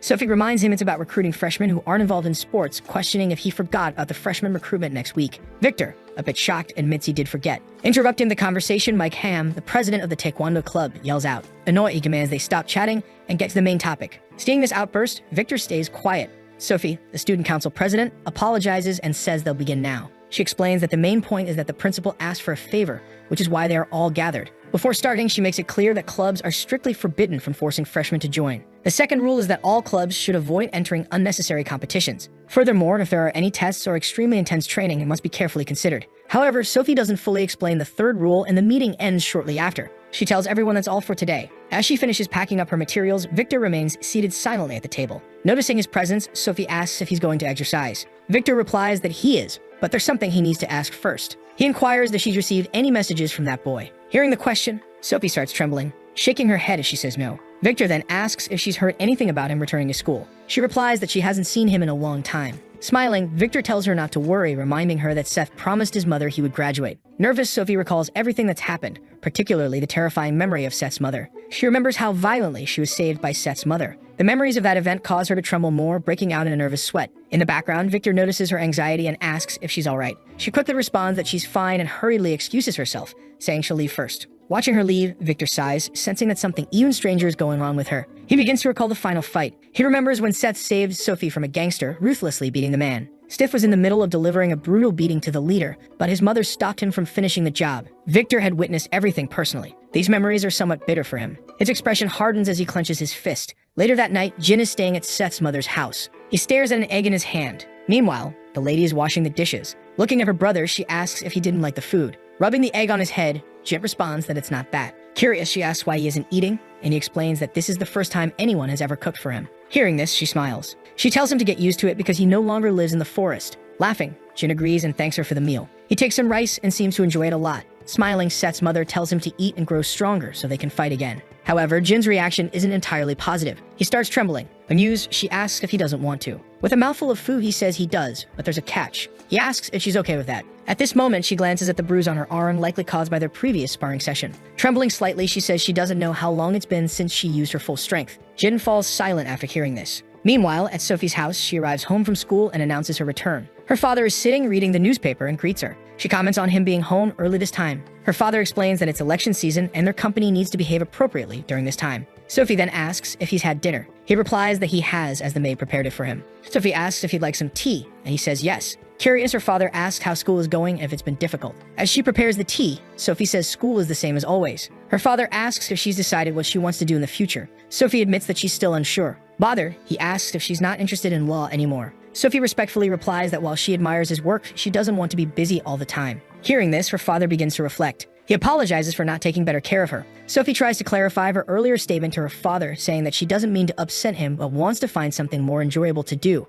Her response confuses her father. She then explains that she's currently interested in studying sports marketing. She mentions how incredible Brock and Victor seem becoming world champions at such a young age. Her father remains silent for a while, just listening. Continuing, she explains that ever since their school became an athletic school, many talented students have emerged, and when she sees their passion, it stirs something in her. Breaking the silence, her father asks if she's thought about the consequences. His stern expression makes Sophie feel uneasy. He then explains that the company where Victor and Brock are now is controlled by the Sunshine Group. Sophie remains silent, absorbing his words. Her father, opposed to the idea, firmly states that it's an absolute no. He tells her that he won't allow her to get close to that boy, referring to Seth. Shocked, Sophie listens as he continues, saying she can do anything else, but he won't risk her being in danger. Sophie stays quiet, lowering her head as her father's protective stance becomes clear. The next day at school, Jin is walking through the entrance, bruised and sporting a black eye and a swollen nose. He wonders what kind of teacher he has that left him so battered. Suddenly, he notices a crowd of students and asks what's going on. It's recruitment day for various school clubs. From football players to karate members, everyone is trying to recruit new students.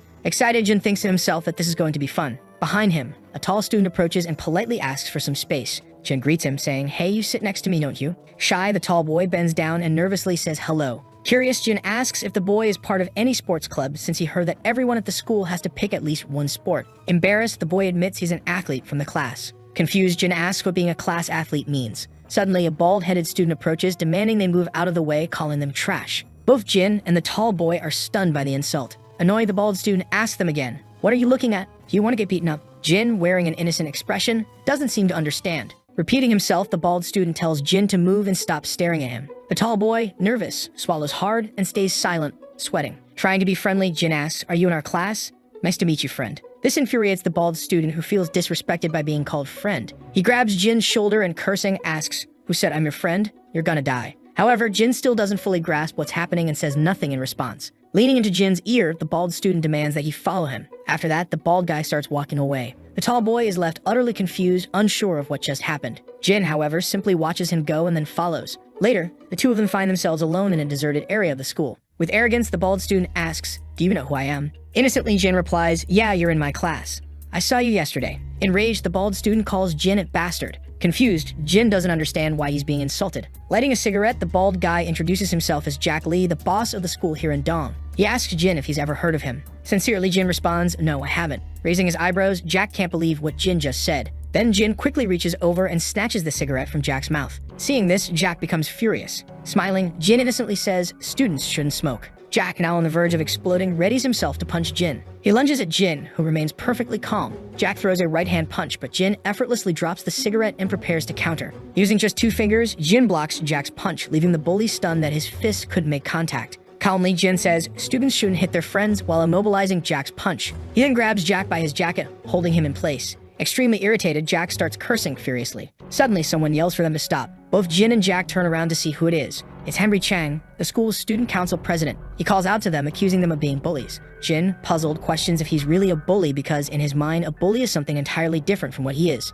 Desperate to clarify, Jin says, "I'm not a bully." Henry introduces himself, saying he's Henry Chang, the student representative of the school. Henry Chang, standing with authority, tells them that being around ensures they follow the school rules. He adds that he's also the head of the wrestling club, boasting that he placed 5th in the winter competition. He insists they shouldn't underestimate him just because he came in 5th, explaining that he only started wrestling last year. This leaves Jin even more confused. Henry then reveals that he's also the younger brother of the famous Brock Chang, which immediately intimidates the bald student. With a superior attitude, Henry asks the freshmen if they understand now. The bald student lowers his head, admitting that he barely knew who Henry was. Watching all of this unfold, Jin is left completely baffled by the situation, especially since it's his first time at school. As Henry looks at Jin, he criticizes his bad attitude and instructs him to visit the student council room during recess. Pointing to himself, Jin asks if Henry is talking to him. Without responding further, Henry turns and leaves, the bald student following him, both laughing together. Curious, Jin wonders if this is what they call social life. Turning to the tall student, Jin asks if he was worried about him, smiling and saying, "You're a nice guy." Sometime later, at the J. Fox Boxing Academy's main building, Brock is training tirelessly. The academy's director is observing his practice.